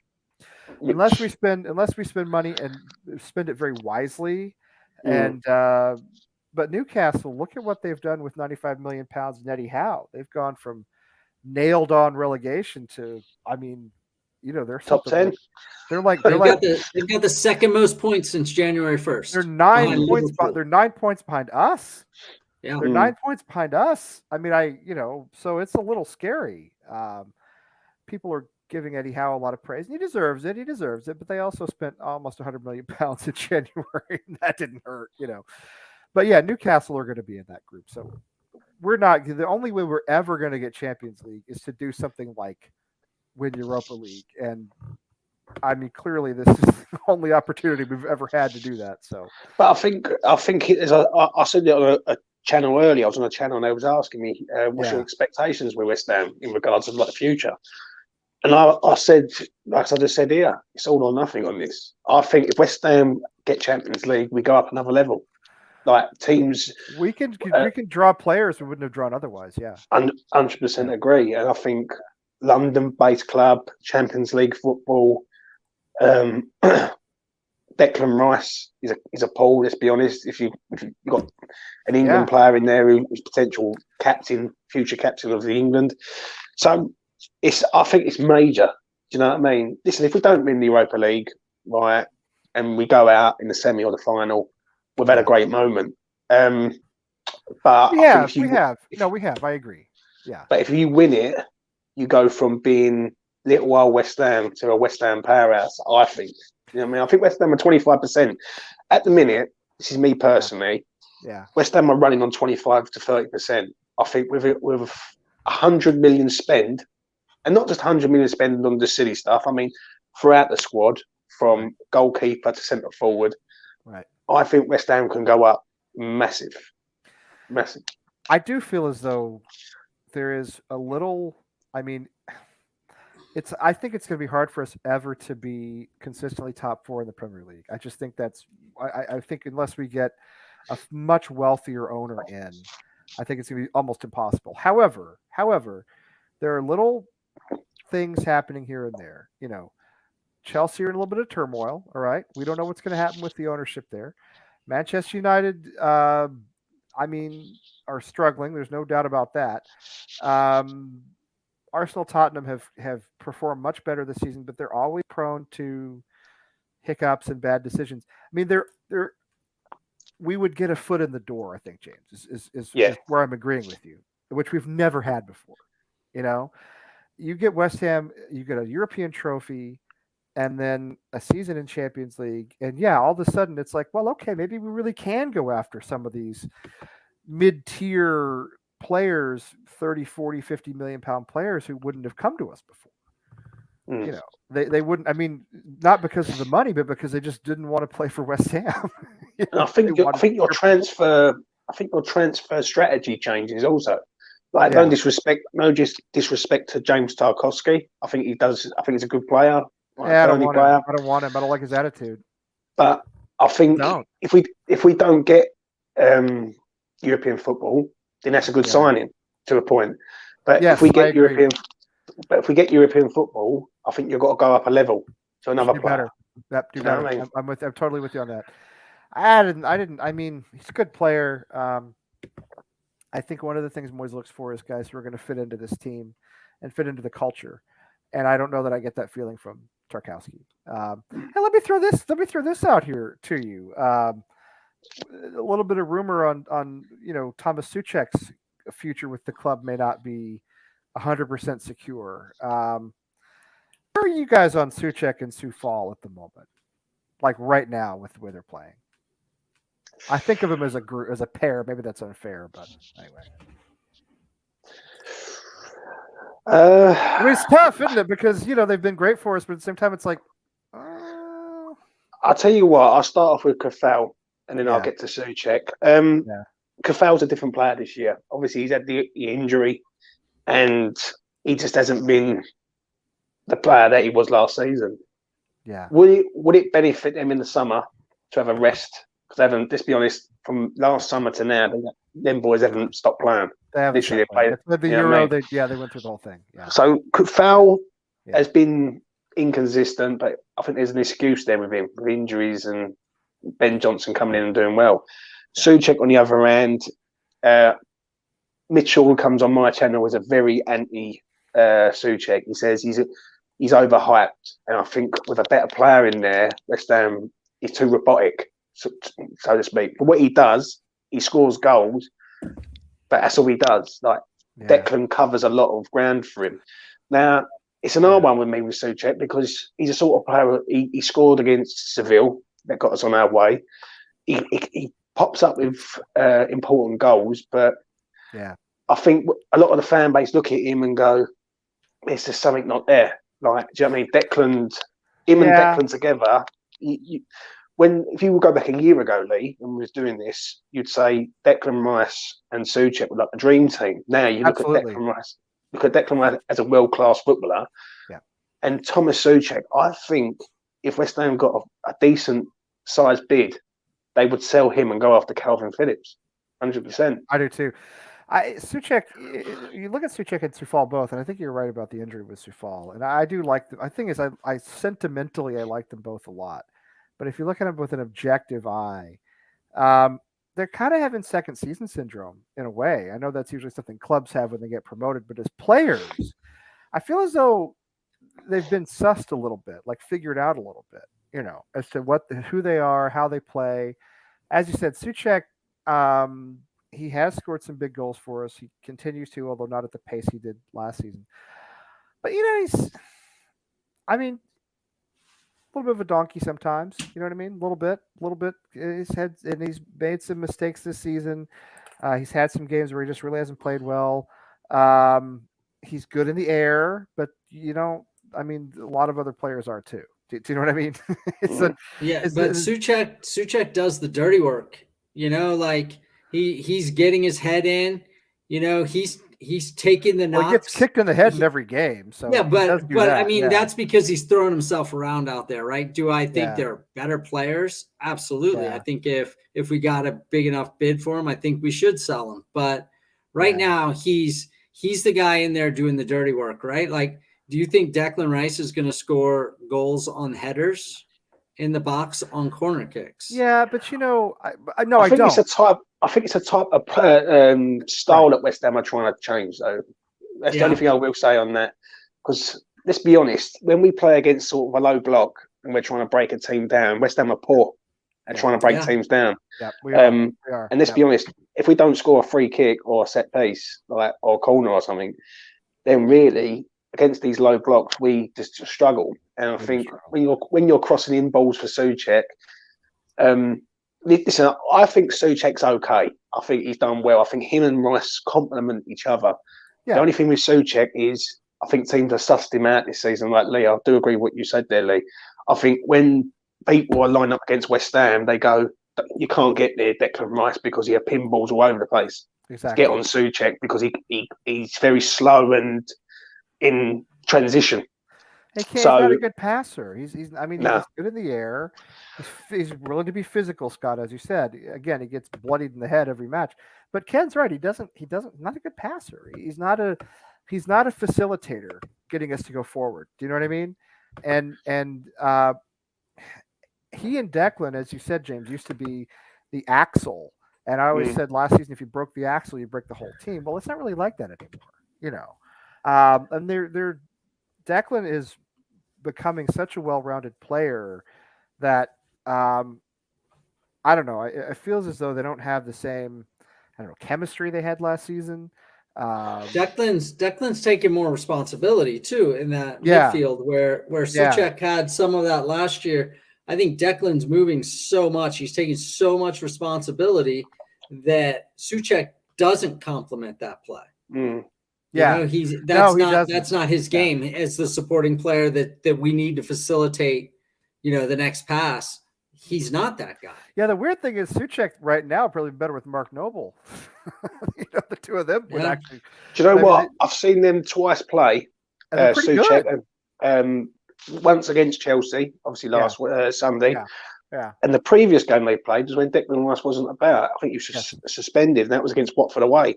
And Souček looked pretty damn good in there. I think what it is, what Scott has said, I think Declan wants to go forward. And I think when you've got Declan Rice running forward, I think the proof's in the pudding, really. When Dec picks that ball up and he's driving through, he can run past people. I just don't see that with Souček. He can't do it. No, that's not that kind of player. No, he doesn't have the skill.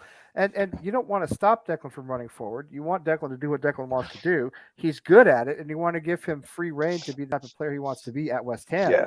Can you imagine, though? I know this is a lot of money, I know, but can you imagine Declan and Phillips in the same midfield? I mean, if we get Champions League, and I agree, that's outrageous. I agree what Ken's saying there, 60 to 80 million, but you've got a quality, literally quality midfield. That's a quality midfield. You got to have one of the best. You got to have at a minimum one of the best in England, right? Sure. And then it's the England midfield, basically. If Declan was to leave, you've still got Calvin Phillips there. So even if they couldn't get Calvin Phillips and they was going after someone else, go to Brighton and get Basuma out of there. I think Basuma's a quality player. So it's an interesting one. The only thing that's like that with me a little bit with it is that I hope we ain't trying to make Declan Rice into something he ain't. If that makes sense. Like, I don't want Declan Rice going forward and it stops us defensively, but I can understand it because when Dec picks the ball up, he's like a Patrick Vieira, Yaya Toure type lad. He just runs through people, and so it's an interesting one. It really, really is with Thomas Souček. Do I think he'll be here next year? I think if we get Champions League and a decent bid comes in, I think you see him out go, and then you might see someone like a Calvin Phillips, Bazuma, or something like that coming in. Yeah, I feel the same way. I look at Souček, and again, he scored that goal against Sevilla to take nothing away from what he scored some fantastic and really critical goals for us. I compare him a little bit to somebody like Robert Snodgrass. I think Souček's a better player. It's a different position, I know. Souček is a better player. But as we started to kind of advance as a club, Snodgrass just wasn't at that level anymore. A wonderful guy, good servant for the club, and I like Snodgrass a lot. But he just wasn't good enough. And I'm thinking that, again, if we are in Champions League next season, which is a possibility, I just don't see Souček at that level. I just don't. I mean, which is kind of unfair because he played a massive role in putting us through the Sevilla tie. So I don't want to. I love the guy for his attitude and for his effort, and the fact that he gets kicked in the head in every match and never stops playing. I mean, there's nothing I don't like about him. I just, again, you have to really look at this squad. If we seriously get Champions League and you get into a group stage and you're in there with Juventus and Bayern, you know what I mean? I mean, because we're not going to be a top seed, right? I mean, we're going to be one of those third or fourth in the group. Yeah, exactly. We're going to it's going to be like Inter and Dortmund and I don't know PSG and West Ham. You know what I mean? Then you got to look at. If you want to compete at that level, as opposed to just saying we were there and bought the T-shirt, you gotta have. There's gonna be a lot of upgrades across the board in the squad. We don't have any players that can play. Yeah, absolutely. Frankly, I think what it is with Calvin Phillips, for example, I feel that if you was to go out and sign Calvin Phillips, he's a guaranteed starter. Whereas I think if Man United went and signed him, I don't think he would go straight into their team. I don't think he would either. Yeah. Yeah, I think they would look for other players and he'd be like a bit part player. But I think with Souček, I do agree with you. I think if you go up to Champions League, all the players have got to be, not all of them, but most of them are going to have to be upgraded from centre half to I think we're going to have to look at the squad, and it's going to, I think it'll be shocking the types of changes we'll have to make, because, I mean, again, this would be a wonderful problem to have. I'd love to have this problem. Don't get me wrong. I'd love to have this problem. If we finish 8th and we don't win Europa League, then, whatever. But if we end up in Champions League, you really have to start thinking, how many Champions League level players do we have? Maybe like Bowen and Rice. Yeah. And that's probably it. And probably, I would probably say Areola. And maybe Areola. Yeah. And other than that, guys we love, guys like Aaron Cresswell.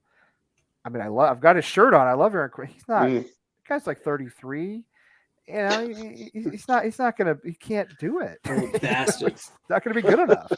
Love him and love what he's given to us, and I love all these guys. Right? I mean, the squad right now is probably the most likable West Ham squad I can remember for many, many years.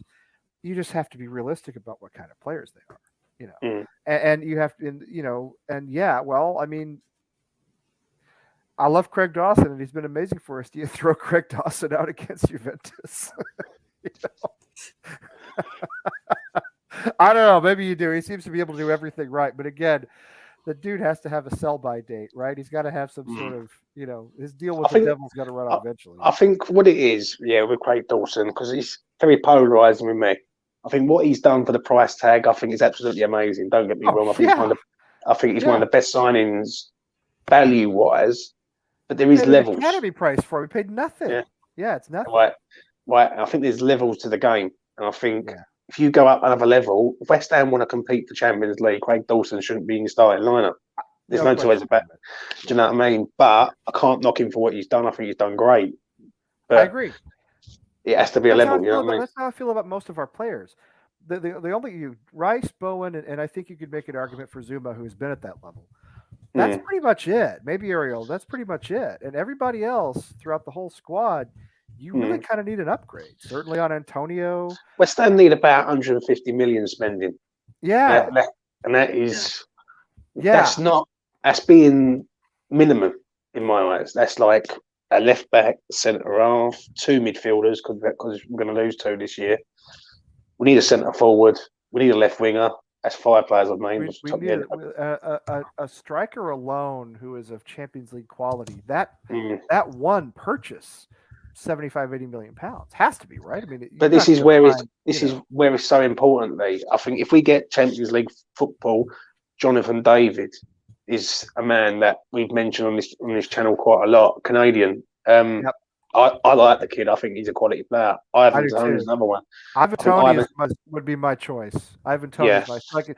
So just so I can always call him Andrew Toney by accident, because Andrew Toney was a basketball player in the 80s, and I'm always going to get them mixed up. But yeah, Ivan Toney is definitely somebody I would look at. Yeah, and he may not cost 80 million, right? I mean, because he's coming from the championship. But I've said about Ivan Toney on this channel for a long time. Like, I remember doing this show review for about a year.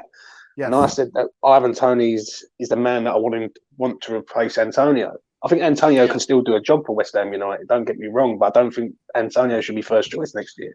I either want to see Ivan Toney or Jonathan David up front, and I want to see West Ham go to a level that I've never seen, if that makes sense. And this is what we're seeing now. I think West Ham are at that moment.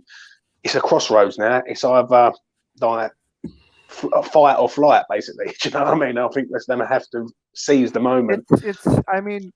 It's weird. It's weird because I feel as though if you'd said to me in August, if you'd said we're going to finish 8th and make a Europa League semifinal, I would have said 8th is a little bit of a disappointment, but the Europa League semifinal is, I mean, unbelievable, right?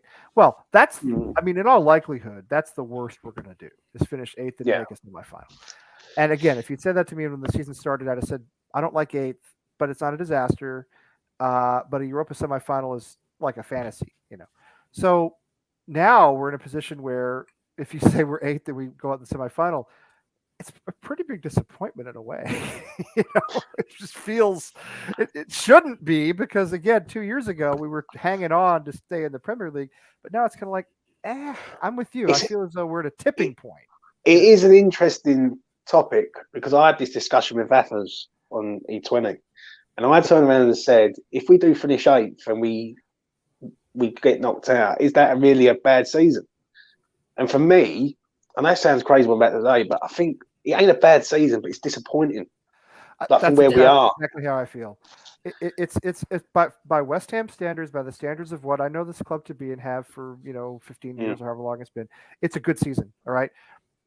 But sitting here on April 27th with a game tomorrow that could send us into European final eventually.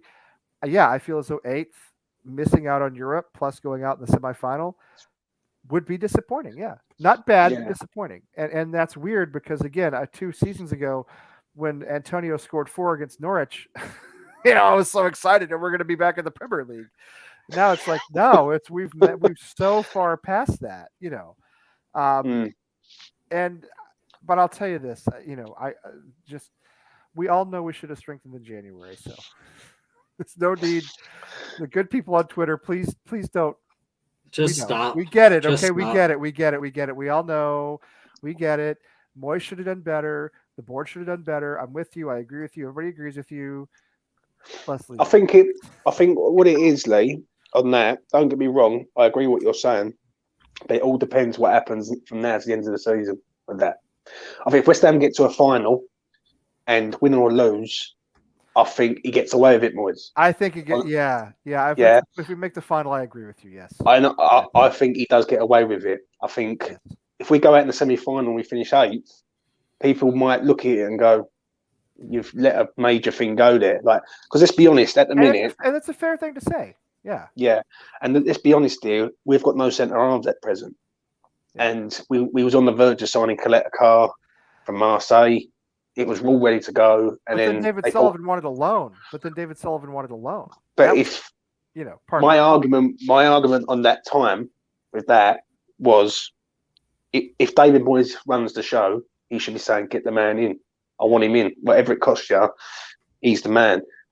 So I think it is major, the Europa League. Whatever happens from now to the end of the season, whatever happens in the next 8 days, right? Yeah. I do feel that if West Ham get to a final, I think it covers Moyes.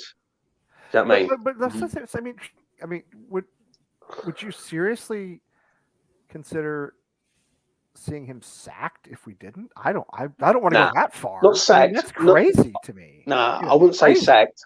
I wouldn't say sacked or nothing like that. No, not at all. But you've got to look at it that if West Ham finish 8th and they get in the final, semi-final, and say they got knocked out, it's gone backwards, isn't it, from 6th last year? Yeah. You see what I'm getting at? Do you know what I mean? I do. I mean, I go back to when you look at our history and look at how many times West Ham have had 2 seasons consecutively finishing in the top 10 of any competition, let's say of the top flight. It's pretty rare. I think Harry Redknapp managed it. I think it's really rare though, especially in the past 30 years of the Premier League. How many times have we had 2 consecutive top 10 finishes in the Premier League?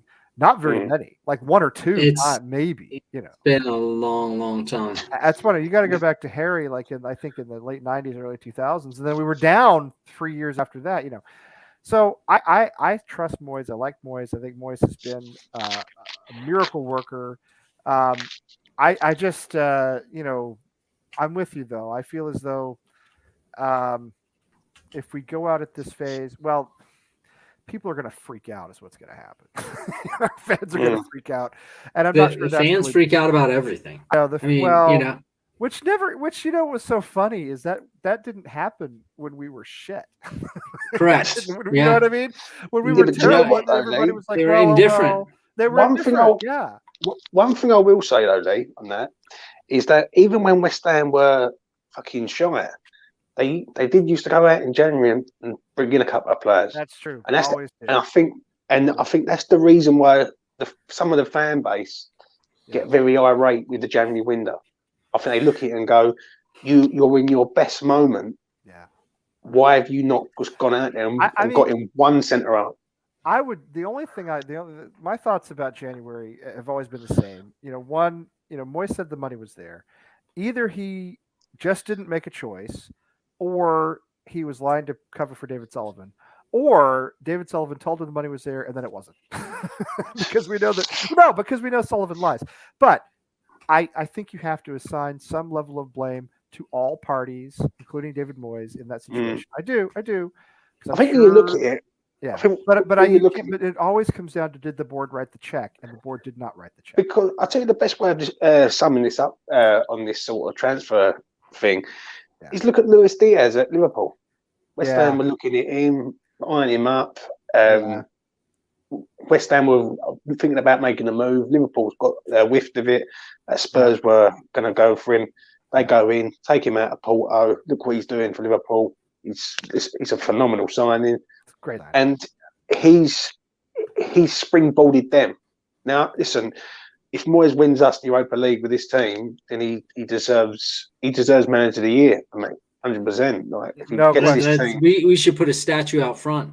Yeah, if he wins a trophy with this team, he deserves a statue. I'm with you on that. Yeah, I mean, he deserves that sort of recognition. But it is a very mixed, because obviously you got the pluses and the negatives. Now, tomorrow night, I feel that he's got this collective group of lads together, and he knows how important this is, because this is going to go one or two ways. You know what I mean? Yeah.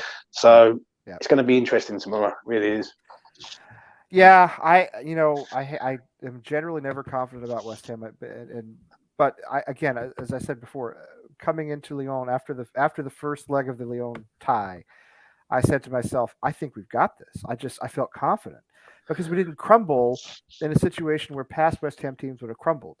The pitch invasion, the sending off, everything about it, just everything about it was set up to be a 3-0 loss that just sinks us. But instead, Owen scored. We got out with a draw.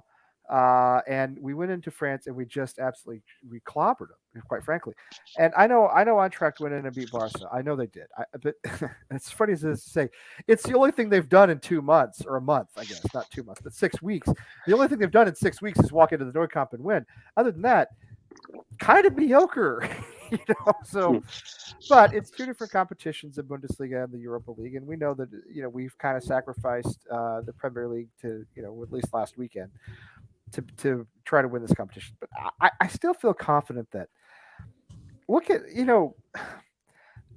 English clubs, iron sharpens iron, if you want to look at it that way. And again, you look at Leicester in the Conference League. You look at Liverpool today, won pretty easily.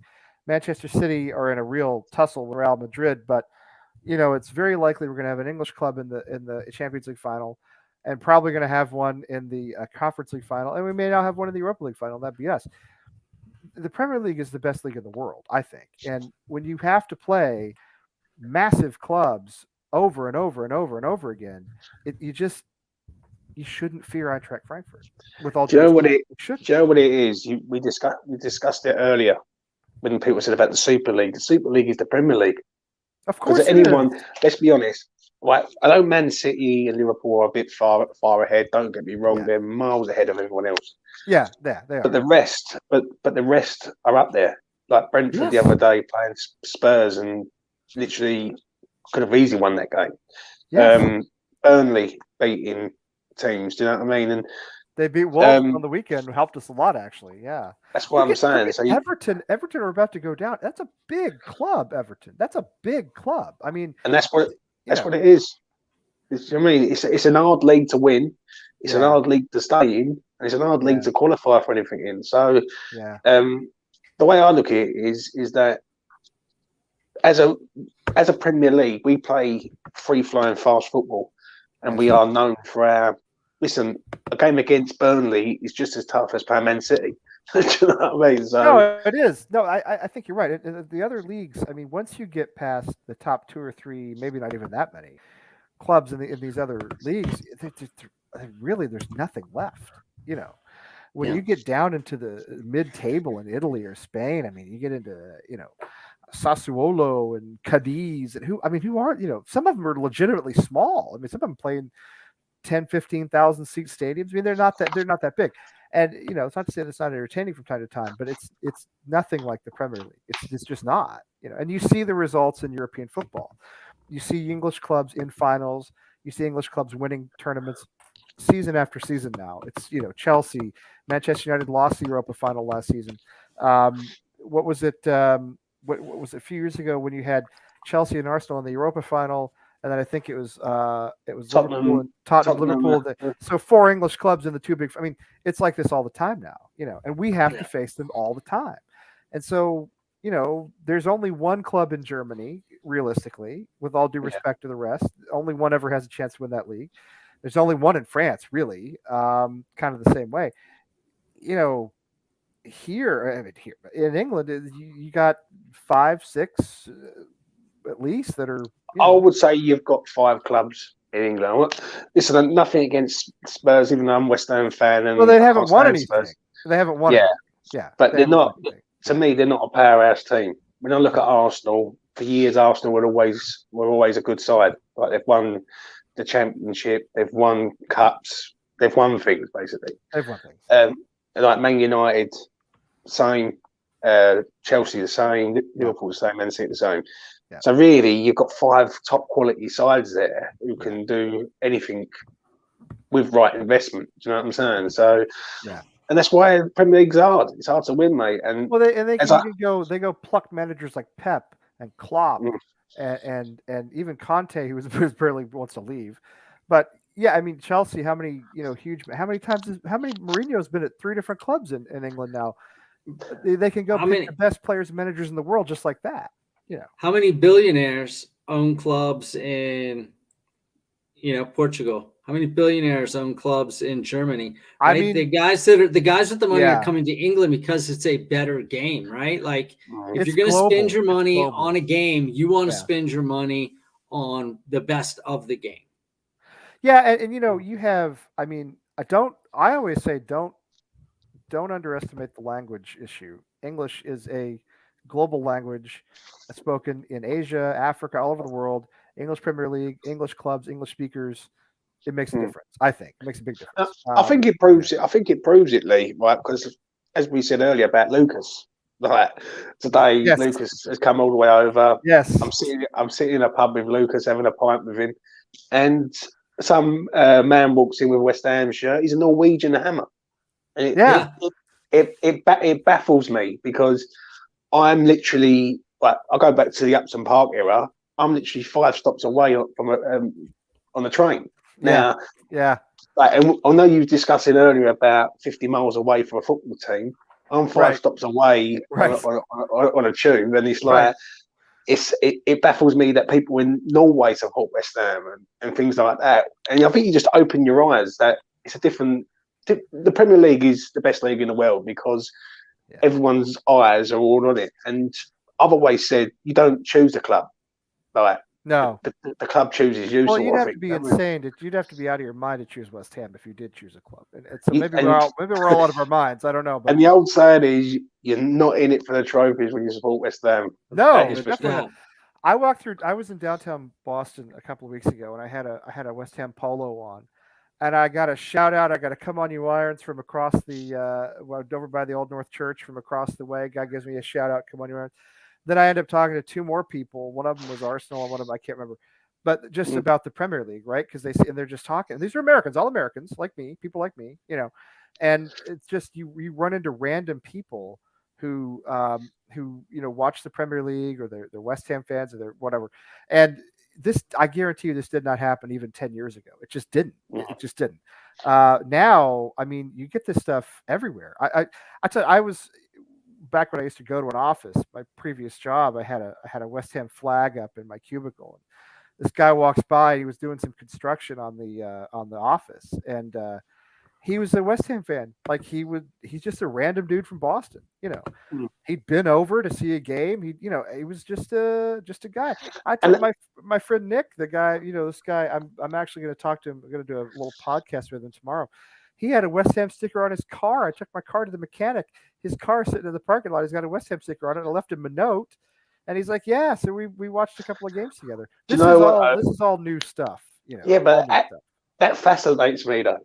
Like I see Lucas today, and he's like he's got his backpack and he's got his West Ham gear, and I think he's never. This is his first trip outside the United States. Yeah, you know what I mean. Wow. It's not like he lived in England. He's just a guy from Maryland, and Lucas is I love Lucas. You know how much I love Lucas. I'm just saying, he's a regular guy. He's tour guide all day. He's a regular guy, and it's not like he has like family or connections. He's just a dude who loves West Ham. I walked him into a pub to make a laugh, and that's going a bit off West Ham. But I walked him into the pub earlier, and I said to him, "What do you want to drink?" He goes, "I have anything." I thought, right, I'll give him some Guinness. That's all. Well, it's better over there. Your Guinness is better than ours. You know that, right? Yeah. You get a different standard of Guinness as opposed to here in the U.S. I'll tell you what. I'm going to throw this out here again, just because I can. We'll wrap up in a few minutes here. But, my friend in the Gambia, this kid I've been raising the money for, his team, he lives in the friggin' Gambia. I mean, he lives in West Africa, and he loves West Ham. He goes to a friend's house so he can watch the games on TV, and he loves West Ham. He started a whole youth club named after West Ham. This is not somebody who has connection. He's never left the Gambia. It's a country that's about this big. It's very small. He just loves it. And I mean, why? Who knows why? We don't win anything, but he does. So yeah, this is the Premier League. You do not. I'm telling you, I don't think you can. I know clubs like Bayern, some of the big Juventus, some of the big names in Europe are big. But as far as the league, the Premier League is so much bigger than anything else. And as you said, Scott, it attracts the billionaires. It attracts the best players. And that's what we're having to deal with match in, match out every single week. And it's why you see these English clubs rising to the top of Europe. Because, I mean, everybody's here. Everybody's in England. Everybody's coming to the games. I mean, the teams, rather, the players, the managers, so forth. You get the best in the world. All right, I just threw my link out there again in case you guys feel like donating a little bit to my buddy Insa. and the lads there in the Gambia. Anyway, so I'm not going for 3 hours tonight. Don't want to keep James up in the middle of the night. That like got to give Lucas a bunch of. Are you going to the game with him tomorrow? Nah. You're not going? Meet. Well, what it is, I'm going to meet him not after the game, but during the week, basically. So he's all sorted out though. Let's put it like that. He's in his hotel. He was a lad today. I must admit. I tell you what, if you could meet the Queen, did he ask that? Can we just go meet the Queen? Scott, I'll tell you what, mate. It was funny. He goes to me. Oh, I want to ride the black cab. He goes, let's go to that black cab. I said, Lucas, chill, bruv. It's early. You got a car. James, when I first went to England with a buddy of mine, right? We shot videos, and we were the ugly Americans in 2010, right? Like the video we did an MTV Cribs episode from the Tower of London, right? Like we were those guys the entire trip, and we recorded it on video, which now seems like not the best idea, but like it was for us like that was our first experience over there, and we went nuts. I'll tell you what, he was sitting there, he was going, I've got a list of stuff I want to do. I want to play billiards. I want to have pie and mash. I want to have fish and chips. I'm like, Lucas, you're here for a month, bro. You don't have to do it today. You got we could time. do it on one day. You got time. Listen, I'm so excited for him, though. I love Lucas. He's the greatest guy, and I'm just so happy he's getting to do this. And, I'm jealous of him, too. I wish I could go over. It's just not a feasible thing for me right now, but I'm loving that he's getting to do it. But again, it's just a dude who loves West Ham, and you see guys like Phil are the same way. All these American guys we have on here. I mean, Scott, you're the same way. We don't have like heritage from. Well, I mean, there's no reason for us to support West Ham other than it just sucked us in, somehow. But I'm super excited. I got yelled at one time for taking pictures of the crown jewels of the Scottish royal family when I was in Edinburgh, which I love Edinburgh. It's a great city. I was in Edinburgh, and I didn't know you weren't supposed to do this. I wouldn't have royalty here in this country, So anyway, I was taking pictures, and the guy's like, "Oh, you can't take pictures of the royal crowd," and I was like, "Okay, sorry." Didn't mean to offend. Yeah. I once got thrown out of Sacré-Cœur in Paris for talking too loud. I was kind of jet lagged, and I was just. It's just little things.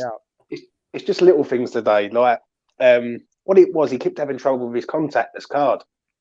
Right, I was looking at him. I was thinking, what's he doing there? What's he up to?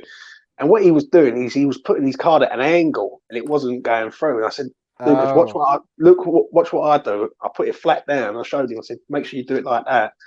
And just listen, he was over the moon, mate. It was nice to meet him. Obviously, I've been doing the YouTube game for about a year now.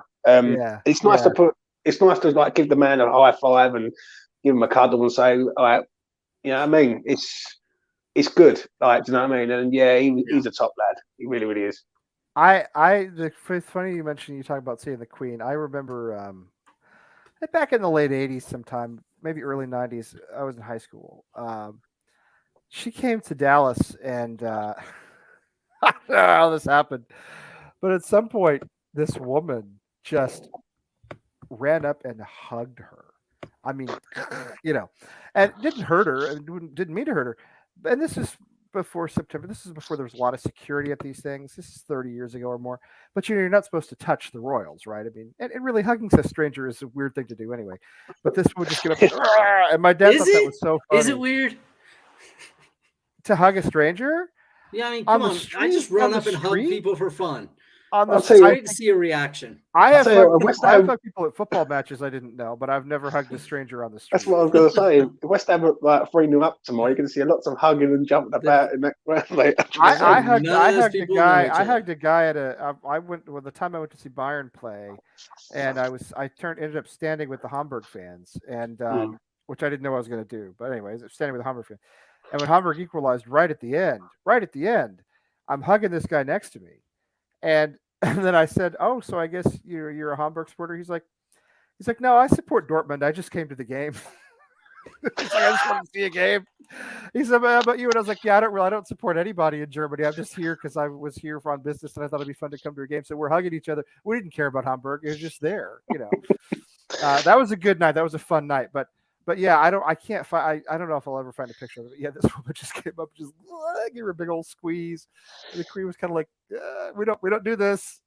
That's not a normal thing for us to do. But as I'm not a big Sacré-Cœur, you can take a little funicular up to it. Actually, you don't have to walk up. I was really jet lagged, and my ex-wife were in Paris. Ex-wife and I were in Paris for like 3 days. She had a job interview there, and that's the job she got. And we didn't know what we were going to do for like 3 days. And we went to Sacré-Cœur because we'd never been there. And I was talking to her about what we were going to do. And this guy just comes over and says, Monsieur, and he points me out. He made me leave because I was talking too loudly in the prayer area. So anyway, you can't send this Baptist into a Catholic church like that. But yeah. So let's see. Yes, what Marcus Lucas said. Keep him out of trouble. That's all I'm saying. Yeah. No, I'm super excited for him. I remember when Ken and I went over to see West Ham. It's been 12 years now. It's 2010, Scott. It was a fantastic time. Like 3-4 days we were over there, but it was brilliant. So what do you think? So let's go ahead and do our formal predictions. I know we've pretty much gone all over this, but Scott, give us a score for tomorrow if you would. I feel solid. I think we're going 3-1. I think we're scoring, but I don't think our back is going to hold a shutout. I just don't. Yeah. It's not against Areola. I think, if we've got Zuma, maybe, but I just think that right now we're a little fragile in the back, even after the Chelsea match. So I'm thinking 3-1. Yeah, which I would take in a heartbeat. What about you, James? I think if we score early, I think we roll this team. I really do. I think if we come out the traps and we score within the first 20 minutes, I think you could see another Lyon away, but at home. I think they're going to be up for it tomorrow. That's one thing I will say. They know what it means to the fans. They know Declan's going to be up for it. Antonio, all of them. I agree. This is good. This is good. You're taking us back 42 years there. All right, 46 years. Sorry. I agree with what Scott just said. Defence is a bit fragile at the minute, I must admit. I agree with what Scott's saying there. I think we're going to win 2-0, mate. I think what he's going to do is we're going to see a similar to what we see in the group stages. 2-0, shut up shop, and then that's it. And then go over to Frankfurt. I think if we don't concede a goal against this team and we win by a couple of goals to nil, so like 2-0, 3-1, whatever. Yeah. I think it's comfortable. I think we're in the final. Because I fancy us away from home against anyone. And West Ham have always been that team that give them the ball, we nick it, and then we're written on the break. And but I think tomorrow night, I think it's a 2-0, mate. If I'm honest. I when I was on with Tim and Wally on Tuesday, I said 2-1, and that feels a little conservative. I'm with you though, Scott. I don't think we keep a clean sheet, but I think your 3-1 that's what I'm feeling right now. I think we can score some goals. I do. I think we can, with rested players, with Antonio rested, Bowen rested, Rice didn't play that much on Sunday. Even if we're a little fragile at the back, I like being able to hit these guys on the counter. I could be very wrong and we could get tonked. That's always a possibility. I just have a feeling that we're fundamentally player for player at most positions better than what they are. I think if you had a combined starting 11, you probably have about 7 West Ham players in it, maybe 4 of their guys, with all due respect to them. I think what they did against Barcelona was fantastic and a little scary. I'm not sure it's a reflection of what they're actually capable of, if that makes sense. I think one thing it proves, though, Lee, is they do concede goals. That's the other, and then right at the end, Barca were actually very dangerous right at the end. That's the funny thing is they got out to a big lead. I think Barca just run out of time, mate. They ran out of time because Barca toward the end were very close to actually. So I do feel that this team is susceptible to be having goals scored. Like I've done a little bit of research as it goes on this, and they concede goals. They draw a lot of games, but they concede a lot of goals. Do you know what I mean? It's not like they don't get a lot of clean sheets. That's not nil-nils. No. Do you know what I mean? They lost to Union Berlin, I think 2-1. I think they drew 2-2 at the weekend, if I'm not mistaken, against Freiburg or somebody like that. I can't remember. Yeah. So yeah, it's. I mean, they do concede, and again, obviously all due respect to them, I feel as though they have Kostic, they have a couple of really good players. I think again, a combined starting 11 of the two, you'd probably see 7 of our guys in that combined starting 11. It's a key. I think we're just better. It's a key battle tomorrow. If West Ham play 4 at the back, whoever plays right back will have to deal with that Kostic. Yeah. So whether that's Ben Johnson or Kufal, it's going to be one of them two. It's going to be one of the two, and I think it's if Zuma plays, it'll definitely be Johnson, in my opinion. Yeah, because he's a better defender. And I think if Zuma plays, I really, really like our chances. If he doesn't play, I still like our chances, maybe not quite as much. You know what I mean? That could be the difference to me. That really is the difference between a 2-1 and a 2-0. You know what I mean? Yeah. If we have Zuma at the back, I could see us keeping a clean sheet potentially. I hope we're not a week from now talking about what a horrible game this was and how wrong we were. But I got to tell you, I don't often feel confident. Tonight I do. We'll see tomorrow. Tomorrow's a big day in the history of West Ham, and I don't know how I'm going to sleep tonight. I better take some sort of what's it, Klonopin or one of those drugs that makes you go to sleep. I usually have a meeting at 9:00 in the morning on Thursdays. I don't have it tomorrow. That's good. I'm just gonna, you know what I mean. I'm just gonna take a bunch of Benadryl or something and knock myself out, and hopefully that'll do it. So anyway, so to Ahmed Farid, who was on with us earlier today, really, really great to have him on. And Scott, thank you for having him on. Having scheduling him for us, I should say. I hope he comes back to us at some point. Good guy. Yeah, he's a great guy. Great guy. Great insight. Great guy. I was very, very glad to have him. I'll definitely be watching those NBC pregame shows with him. And to Phil, who was on with us briefly, sorry he had to jump. Who else was there? Is anybody else here? Am I missing anybody? No, I don't think I am. Obviously, James and Scott and all of our friends. Listen, West Ham family, we're all in this together. Okay. So it's a big day tomorrow. No matter what happens, let's stick together. Remember, there's another leg on next week.